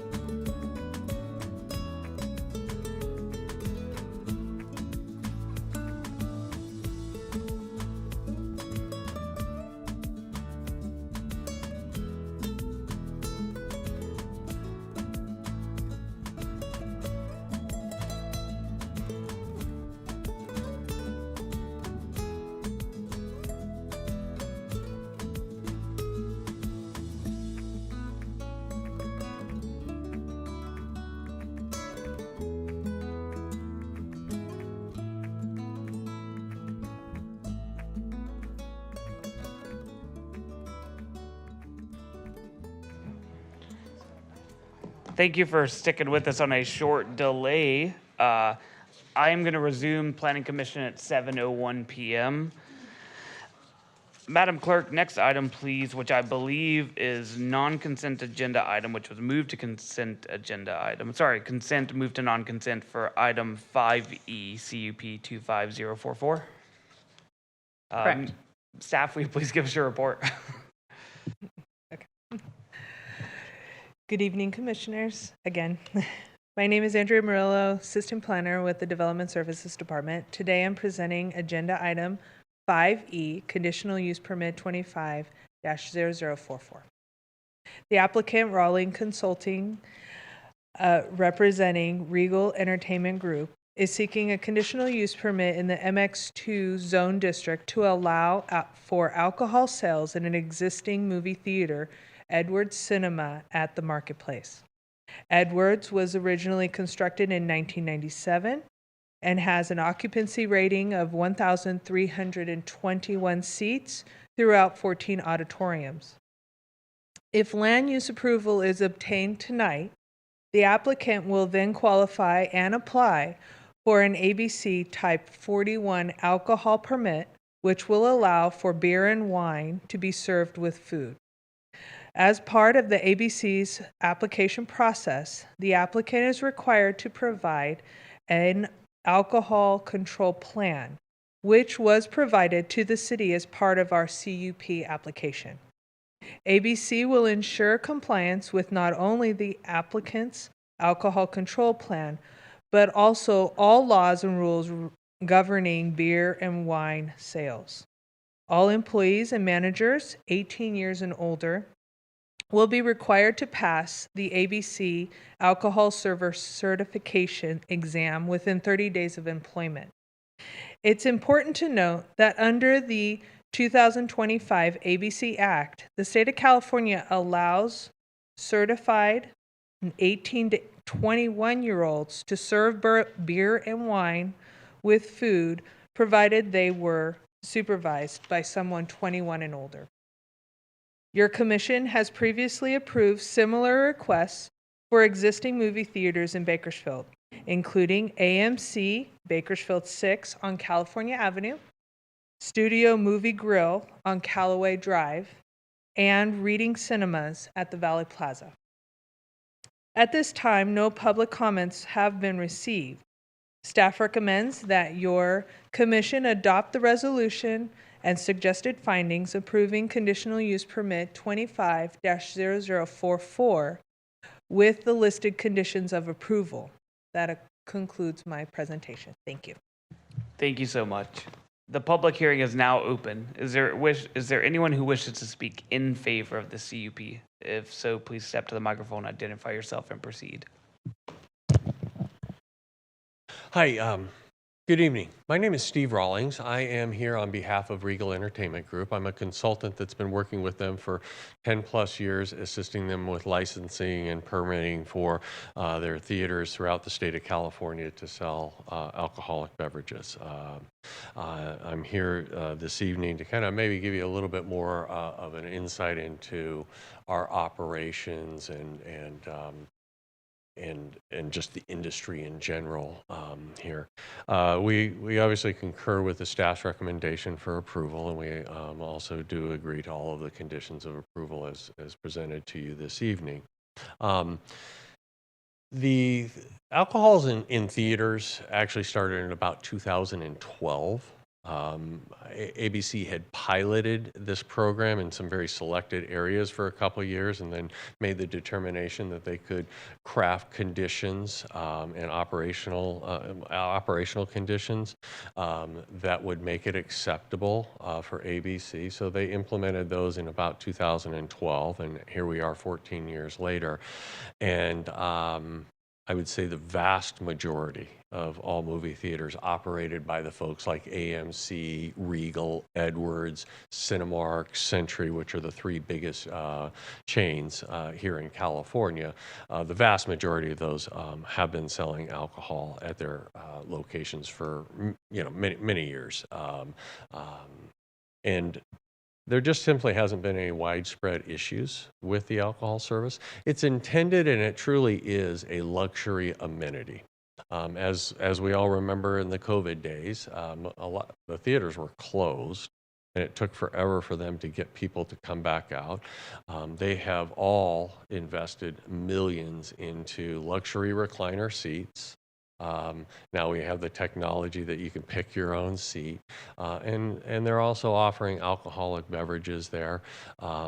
Again, as just a luxury amenity. You're competing with somebody's own living room nowadays. Everybody has a subscription. All of us have very, very large flat screen TVs nowadays, and we have our recliner there, and we can pause it and use the restroom and so on and so forth. So getting people to come out, we have to offer an elevated experience. And that's really what has driven the alcohol service throughout the industry. A couple of statistics for you. About 10% of adults will actually make a purchase of an alcoholic beverage. In general, I mean, maybe it's seasonality, it might be a little bit higher. And then only 10% of that 10% are going to actually purchase the second alcohol. consumer behavior is that we all come to the movie theater and we typically buy our concessions before we enter the theater. And now that we all have assigned seats, it's much easier. You can kind of take your time and order it. You're not scrambling to get in there and make sure you have a seat. So folks are making these purchases, before they enter into the auditorium there. The reason nobody buys any, a second typically is because the only reason any of us ever actually get out of our seats during a movie is we have to use the restroom. And usually we use the restroom and want to get back into the movie because we're missing the movie. So there's not a lot of folks that are making a second purchase of an alcoholic beverage.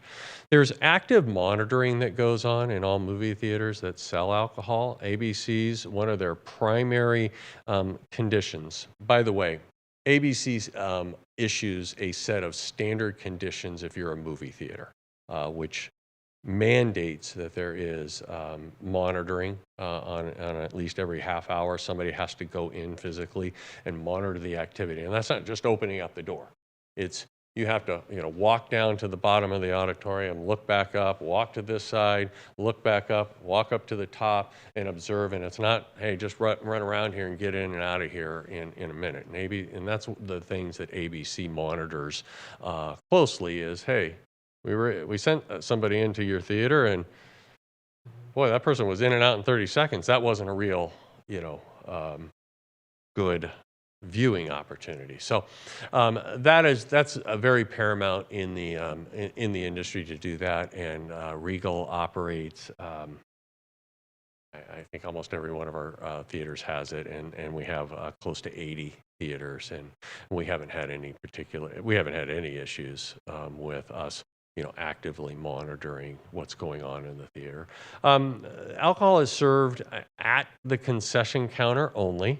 That's the only place you can purchase it. And that's strategic from a safety standpoint because, number one, we have a lot of people there, including managers, so we can observe what's going on. It's well lit, so we can ensure that we're doing a proper identification check.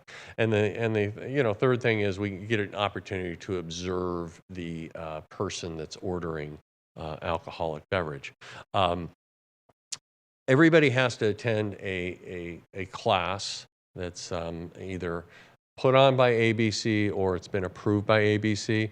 It emphasizes, two things. One is obviously how to conduct a proper identification check, meaning looking at the picture and then looking at the person that was there. And there are some techniques for making sure that the person you're looking at is the person in the picture. The second, and then we also scan the ID also as an extra layer there. And everybody who orders a beverage has to present an ID. The other part of the course of training is observing people to make sure that they're not showing signs of intoxication. A lot of people don't know this, but it is illegal to serve somebody who is already looking like they're drunk. And we go through a lot of training on that because we simply don't need to make that service.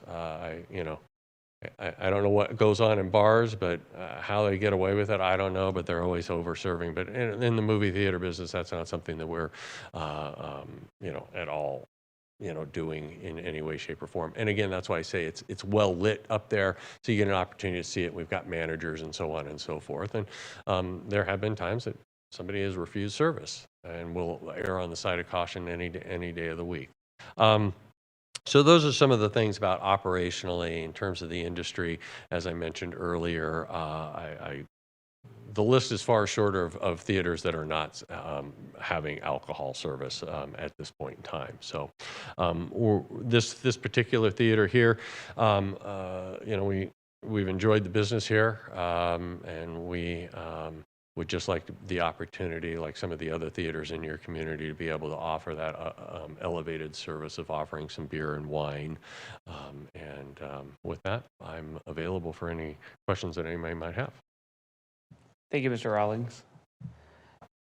Is there anyone else who would wish to speak in support of the CUP? Seeing none, is there anyone who wishes to speak in opposition? I believe Mr. Charles. Hi, my name is David Charles, resident of Bakersfield, and I put together a few concerns and things. I pulled some things from the public documents online, from the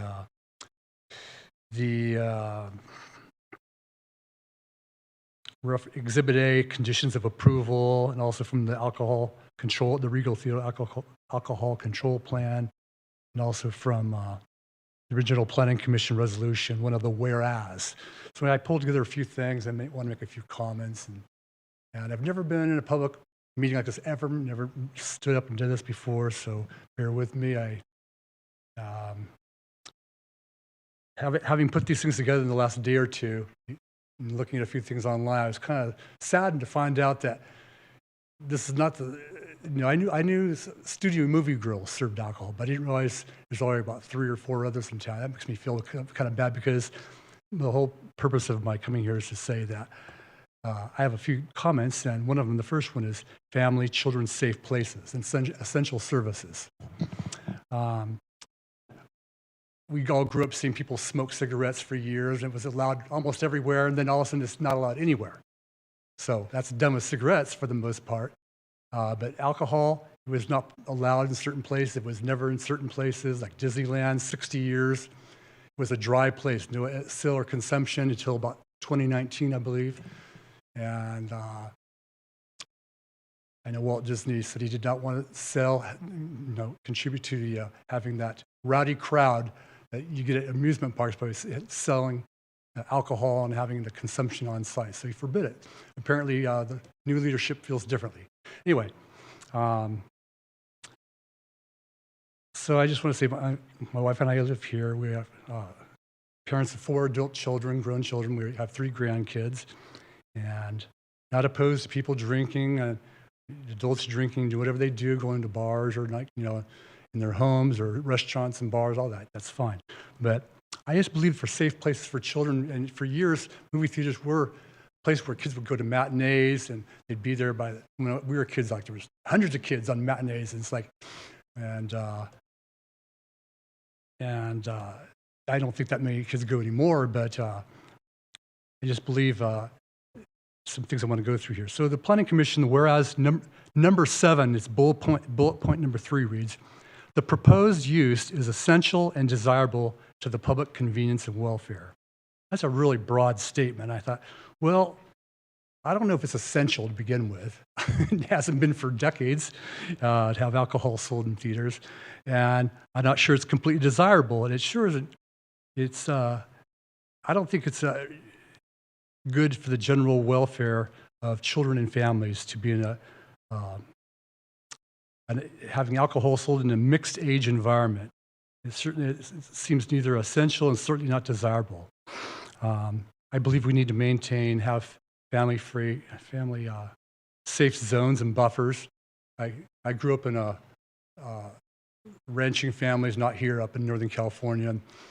We had hundreds of acres, lots of sheep, and we had these gates you drive through, and my uncle would say, go out there and do this. Whatever's open, leave open. Whatever's closed, close it when you go through, and you come back to do the same. So the gates were either closed or open. You didn't change it. They were that way for a purpose. You've all probably heard the saying about, if you find a fence or a guardrail, find out why it was put there. Why do we just remove fences or gates or guardrails? We shouldn't. We need to look at why do we need to start changing rules about movie theaters where children go and families go? So I just feel like we need to take that into consideration. And the next point we'll look at is from reference Exhibit A, conditions of approval. There's a Note 2, Roman numeral 2, bullet point 5B. So anyway, it says employees who are aged 18 to 21 years old shall only serve alcohol with food, be supervised by someone 21 years or older, maintain a Cal State alcohol beverage control responsible beverage certification. So I thought only serve. So, we all know the idea, like if you drink alcohol while you're consuming food, you're less likely to have issues with getting buzzed fast, getting drunk, whatever. And I thought, well, what is the movie theater's definition of food? A bag of chips, a candy bar, or is it a full, because they see where they've remodeled their kitchen, are they going to provide a full meal, a sandwich a sandwich and fries to go with that alcohol? Are there any requirements? Or can someone just say, hey, just give me a beer and a bag of chips? I don't know. So, and I have a couple of other points regarding this here. It says, why are 18? I understand what Mr. Rawlings said about the ABC is define this thing where 18 to 20-year-olds, 21-year-olds can have training and serve alcohol. But I say, why are 18-year-olds entrusted with serving when they're still years away from legal drinking age themselves? So, what if I'm 18 or 19 or my son or my grandkids, I'm not 18, but what if I was 18 still? What if my kids or grandkids wanted to go work at a theater and they're 18 to 21? Would they be required to take the ABC training, or couldn't they are they denied employment if they say, I don't like alcohol, I just want to work, I like to be around movie theaters and people, serving concessions? Is there, will the theater management offer equal employment to 18 to 21-year-olds who wish to opt out of the ABC training or handling of drinks? I think that would be an acceptable condition. I don't know what their plans are. I understand they want to put people through training, but I think for years people have worked in theaters who didn't have to go through ABC training. There was no alcohol served. It should still be a place of employment for kids, teenagers, young people to go without having to think about, I don't want to serve alcohol to people. I don't want to sell it. I don't want to handle it. I don't want to go through this training. They should just be able to have a job. Okay.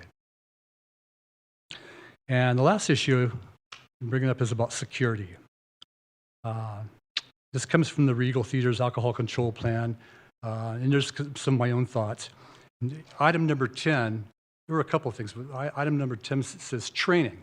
Staff will receive training on patron removal procedures for patrons who are showing visible signs of intoxication or who are found or suspected of violating this plan. Staff will also receive training on which types of ID will be accepted and on determining the validity of identification. So I know Mr. Rawlings said, and it sounds like we don't have a big issue, but the whole thing about alcohol around kids and teens and a mixed age, the whole idea is like you're putting a potential problem there. And I'm kind of surprised. I haven't done that much research on this. I'm surprised we haven't read about crazy things happening yet, because I've been around a lot of crazy things over the years where people drink, and it's like it may be a little different environment in a movie theater. I don't know, but I think it's something we should just avoid. So it seems to me this is kind of an unnecessary burden to impose on staff members, basically to be young bouncers. You're going to give them training. You're going to tell them, you're going to find these people that are actually a little rowdy. They've had some alcohol. Your job is to go in there. Now, I'm probably simplifying this, but to tell them they have to leave, shut up or they're going to have to leave. Next thing you know, some drunk guy's going to get up and punch somebody, and there's going to be a fight. Staff members, or it might just be a verbal, profanity fight, but it could turn into a fist fight, or who knows what would happen. I think these are all things that can be completely eliminated, completely put aside if you didn't have alcohol in the theater to begin with. And people who go there, children and young teens in a movie theater having to be exposed to maybe some kind of profanity-laced argument. I think they didn't go there for that. They went there for a good time. I look at the very real problems with underage teens getting, legal limit friends who are 21 to buy. Now, suppose this person can buy one alcohol drink, but you know how teens are. If you remember your teen years, maybe you were a good teen. A lot of teens got people to buy booze for them when they were still 16, 17. They figure out how to work the system when there's alcohol around. It might even come down to like someone left with their glass still sitting there full, and they're gone. The guy goes, I'm going to go drink his beer, right? It's like, that's how teenagers think. They're nuts. So I think we can eliminate a lot of these kind of things by not having this take place in theaters. It could even be worse than that. Could be something starts in the theater like that, someone getting alcohol, someone buying for someone else. Next thing you know, there's a trouble in the parking lot, an accident in a car, and an investigation goes back and finds out it started at the movie theater where there was alcohol consumed. Maybe wrongly, maybe they weren't supposed to have it, but it started there. So I just don't believe this is a good policy to permit this not just at this theater, of course, but I mean, I'm a little late to make comment on the other theaters that have been approved on, but I just think it's bad to have this in theaters, and it's not good for families and for children and for teens. You just want to go to a place where they're free from tobacco, free from alcohol and drugs, just enjoying movies and munching on snacks with your friends. I just like to see it kept that way. And one last comment. I know this, you're probably all familiar with the incident at Studio Movie Grill a few years ago with a passed out, inebriated person with a gun in their lap. And they had to evacuate the theater for safety. I know that's maybe kind of a one-off thing, but still it had to do with someone who was there, someone who was passed out. They were drunk. Could have been a disaster, though. So, just thank you for your time, and appreciate it. Thank you, Mr. Charles. Is there anyone else in the audience who wishes to speak in opposition to the CUP? Process of elimination, there's only one other person that could have. So does any commissioner have any questions for the public on this item? Commissioner Core. Probably question to the applicant, yes. What is considered the food, I think it was mentioned, so as per my understanding, you guys don't serve food items there, right? It's mostly just snacks at the movie theater. I was going to touch on that anyway. What we are issued is we're issued a ABC Type 41 license. And that is a restaurant that is a license that's given to every restaurant if you're just selling beer and wine. ABC has very strict standards as to what needs to be on your menu. And to answer your question, popcorn and chips and Slurpees don't count. So you have to enhance your menu. The traditional fare would be, hot dogs and pizzas and sandwich wraps. Much like you would see at a pizza parlor. That is typically the way most movie theaters operate. Some offer some other, some other products, but yeah, the ABC monitors that because they're treating you as a restaurant. So you need to have restaurant food of actual substance. You can't be a snack bar. And every theater that has alcohol meets that requirement. But do you have to buy it with the beer, I think was the other part of that question, right? You can serve it. I can serve a hot dog, but if you don't want to buy it and you just want to buy the beer, can you just buy the beer? Well, you can buy anything that's on the menu, technically. We don't have to, it's not like ABC, says, hey, you have to have a hot dog this meal. We have to have those products available, and then people can make their decision on what they're going to buy. Just like at a restaurant. You can certainly press that button and ask yourself. Yeah, no, I was just reading the condition that if someone is serving who's 18 years old, they have to sell with a food item. Is that correct? Correct. Okay. And Mr. Rawlings, thank you for your time. Can you just confirm? I'm pretty familiar with ABC law, just in my experience and stuff I do in my life. It is ABC law that if you are 18, under the age of 21, to serve alcohol, you must be accompanied by someone who's over 21 years old. You have to be closely supervised is the exact language. And anytime we have a concession, if you walk to a concession, there's always one or two managers that are standing there. Sometimes they're helping out, but they're there in charge of the servers there. And I know that Mr. Charles brought up a question about, kids that don't want to be in that position, of serving alcohol.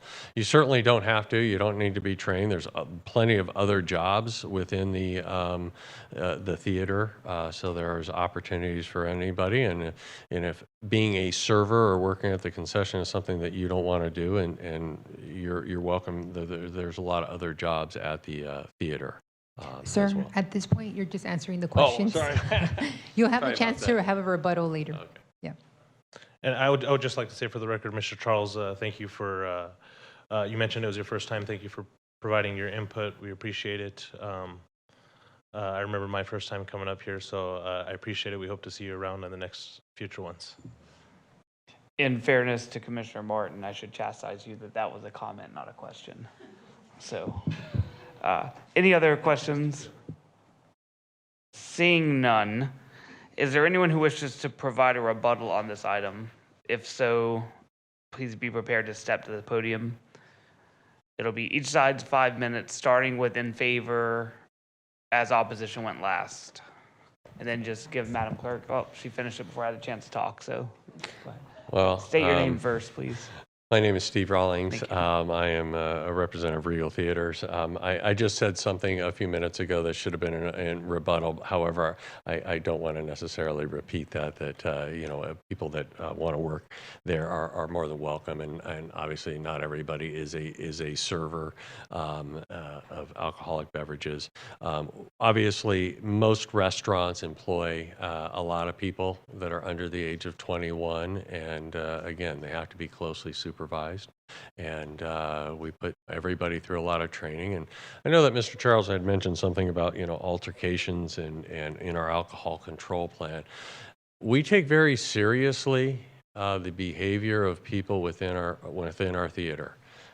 You want to scare somebody away from the good, honest people from coming to a movie theater, make them feel uncomfortable. I mean, you've got your kids in tow, and or it's just you and your spouse, and nobody wants to be sitting next to somebody. And we've had to talk to people about the use of their texting. It's interrupting the everybody else's pleasure of watching a movie, and so we've had to ask people to leave for that. There's people that constantly talk. There's boyfriends and girlfriends getting into fights, arguments, and we've had to ask people to leave. So we take it very seriously. It's not some 18-year-old that is doing this. It is a management person. And yes, our managers are very much trained in de-escalation and potentially asking somebody to leave. You'd be surprised. It's relatively easy to get people to leave. If worse comes to worse, obviously you would call law enforcement. But if it's in the auditorium, you just stop the movie and you turn on the lights, and now everybody is seeing this person, and everybody's like, hey, get out, because you just ruined our evening. Obviously, we do everything we can not to interrupt everybody else's viewing pleasure, but it's not the issue that that everybody thinks it is. We haven't had any. We don't want altercations. We try to de-escalate and ask people to leave, and sometimes you might have to call law enforcement. So. Other than that, any other questions, let me know. Thank you again, Mr. Rawlings. Is there anyone else who wishes to speak in favor of the project but in rebuttal? Seeing none, Madam Clerk's ahead of me. Is there anyone who wishes to speak in opposition in rebuttal?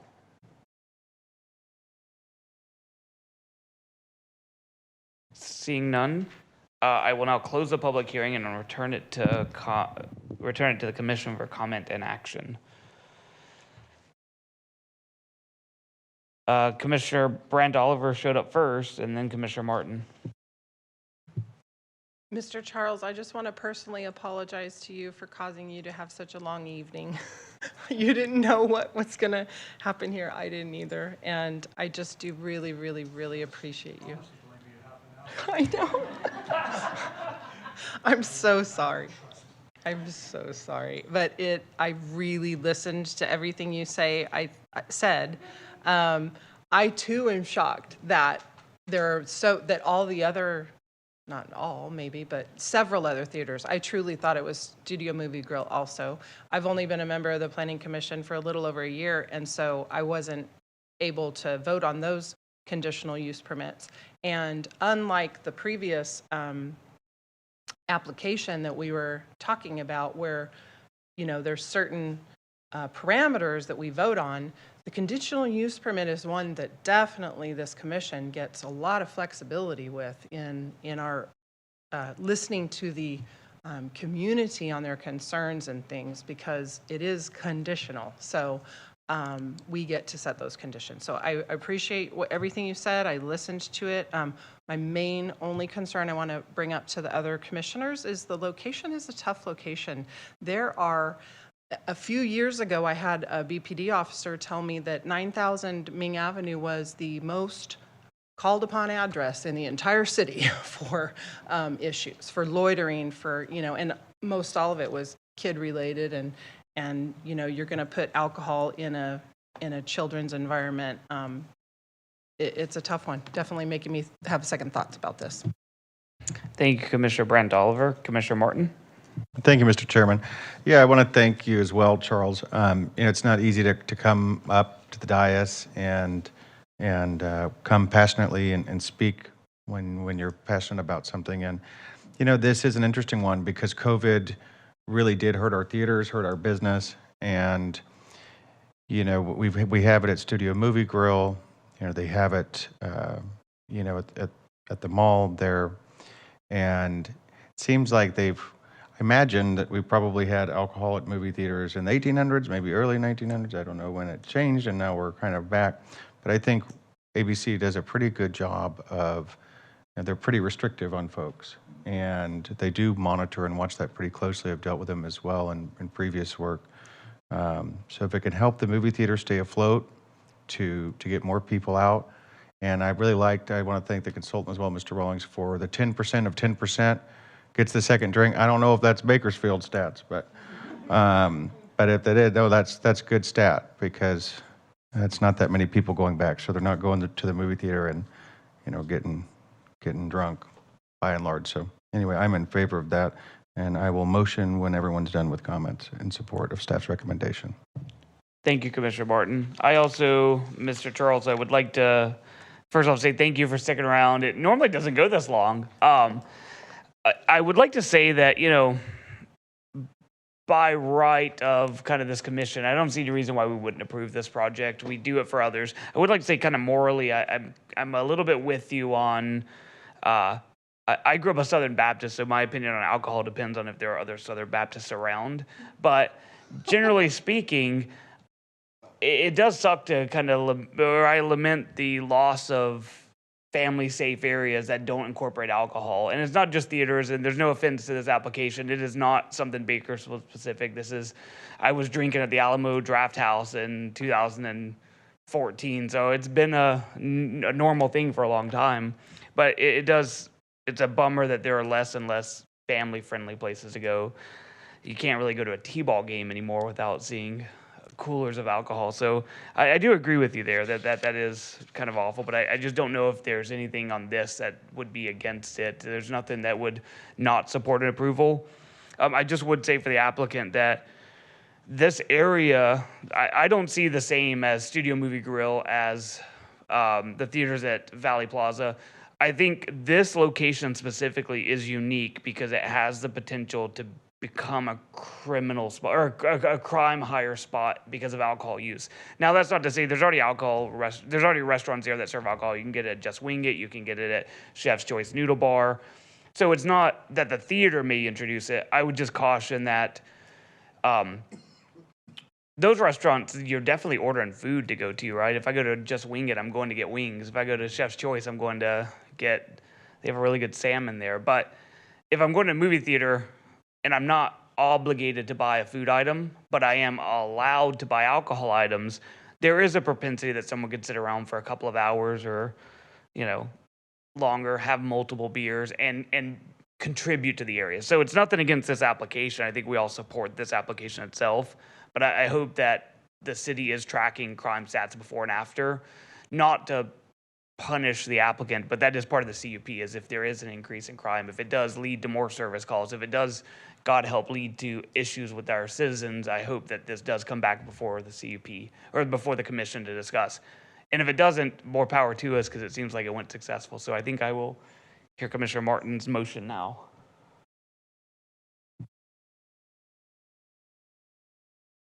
I already made my motion. I was just waiting for you. Yeah, motion on staff's recommendation to support. Do I have a second? A second. I'm going to go again. Commissioner Brar. I will get it. I'm sorry. Madam Clerk, call of the vote. Commissioners, cast your votes. There we go. Madam Clerk, do we need a roll call? No.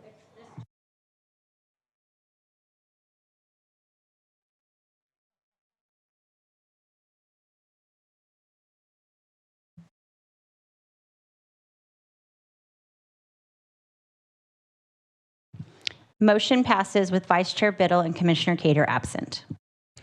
Thank you, Madam Clerk. Next item, please. Agenda item 7, new business. New business items was the selection of the chair and vice chair for the term of May 26 to April 27, determined by the commissioners. Thank you, Mr. Burns. So at this time, nominations are open for chair. I would like to note there is no need for a commissioner to be present to be nominated. Normally, the chair would like to do the let everyone else speak and then jump in kind of deal, but historically, there's a tradition that the vice chair ends up becoming the chair, and I just would like to make an early motion for Vice Chair Biddle for chair, and not because of that tradition, but because Vice Chair Biddle, I think, represents a lot of what we look for in a planning commissioner.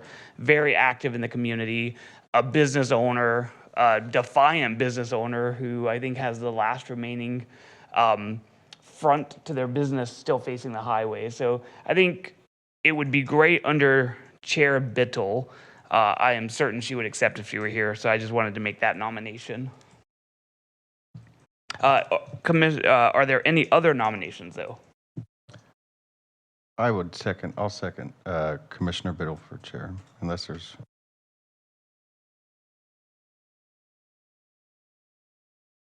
So it sounds like I had the motion to elect Vice Chair Biddle to chair and a second from Commissioner Martin. Yes. Madam Clerk, can you please conduct a roll call vote?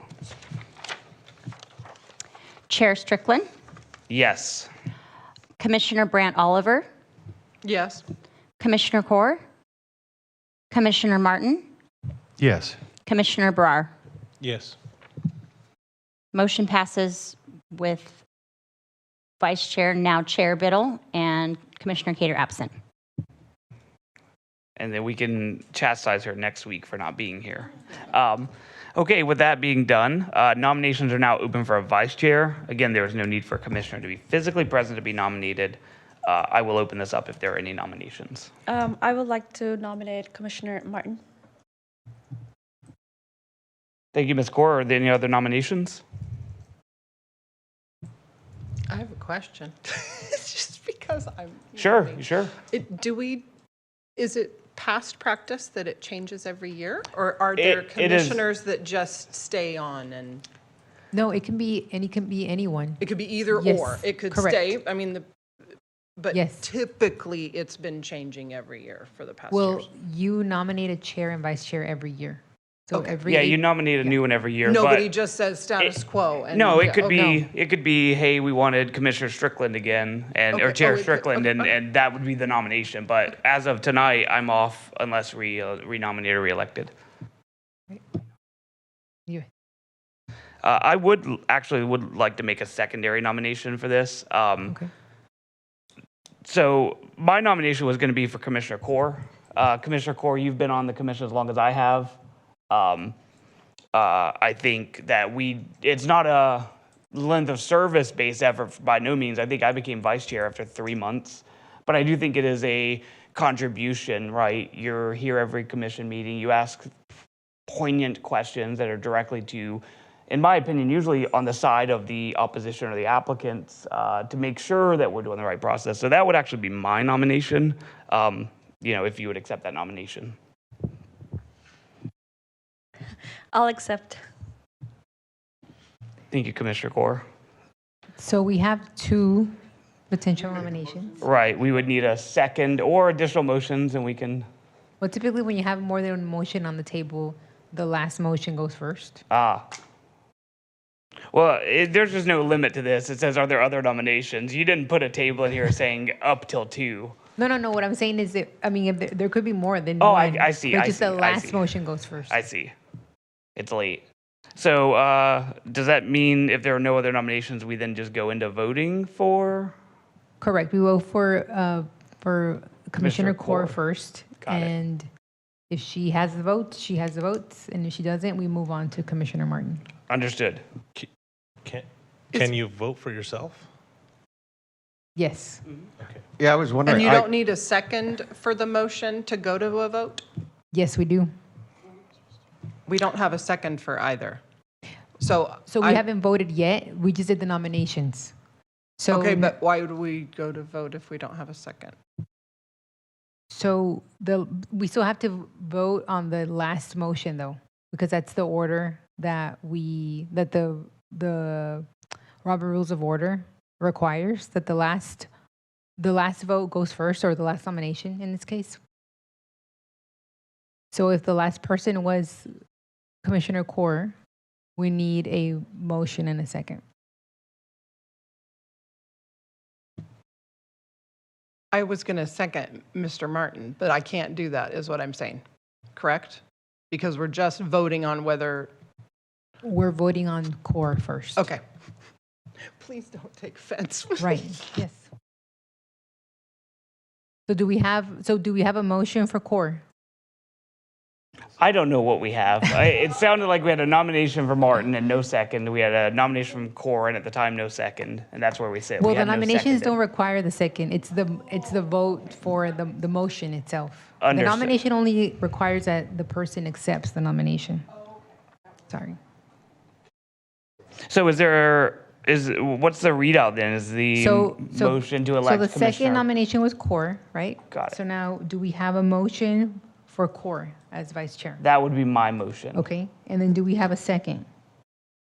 We are seconding. That would be second for Core, yeah. And if we don't have one, then we move on to Commissioner Martin.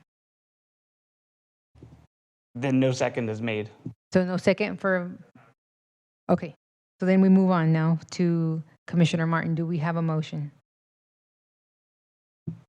I will enter my second about Mr. Martin and ask that we call a vote.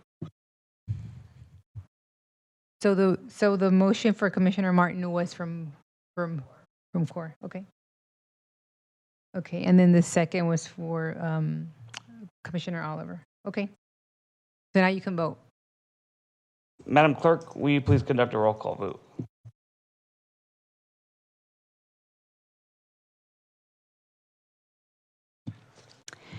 Chair Strickland, No.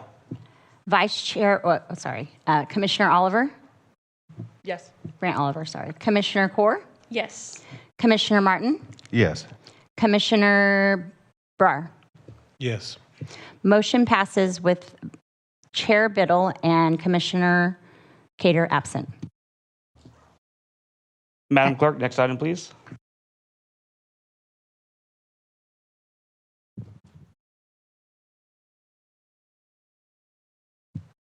Agenda item 8, communications. Does staff have any communication items? We have a couple of communication items. First of all, welcome to Commissioner Brar to the Planning Commission. Second, congrats to Commissioner Strickland and Commissioner Cater for their reelection. I'm talking about the Planning Commission, sorry. Planning Commission. Yeah, we have yes, further elections. And there will be a May 21st meeting. So get ready for the next stack of papers. Looking forward to it. Madam Clerk, next item, please.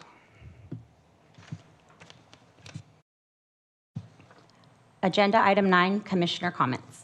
Does any commissioner have any comments? Commissioner Martin. Thank you, Mr. Chairman, and thank you to my fellow commissioners for the trust in me to do that. And for the record, I was like, I go, come on, Commissioner Core, I got to do it. So I'm honored and thank you very much. And welcome to Commissioner Brar.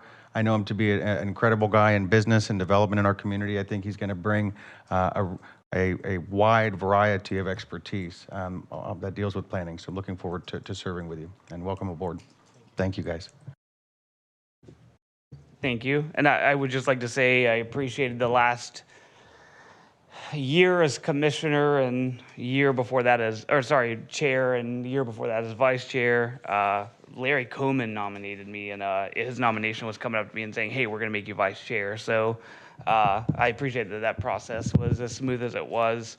It's been great. I look forward to another year of going back to just being a commissioner. If I had a transition comment off, I just really hope that we can maintain temperament in the going year. I think we've seen some hot button issues the last, 6 months of the commission, and I really hope we can kind of keep in mind that the emotions that come out of being involved in the decision-making process are strong, but we really need to just be careful that we're making our decisions based on what the rules guided to us are from the state and what our capabilities are, and not through emotion. So that's all I had. And Madam Clerk, next item, please.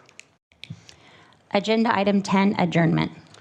The May 7th, 2026 Planning Commission meeting is adjourned at 7:48 p.m.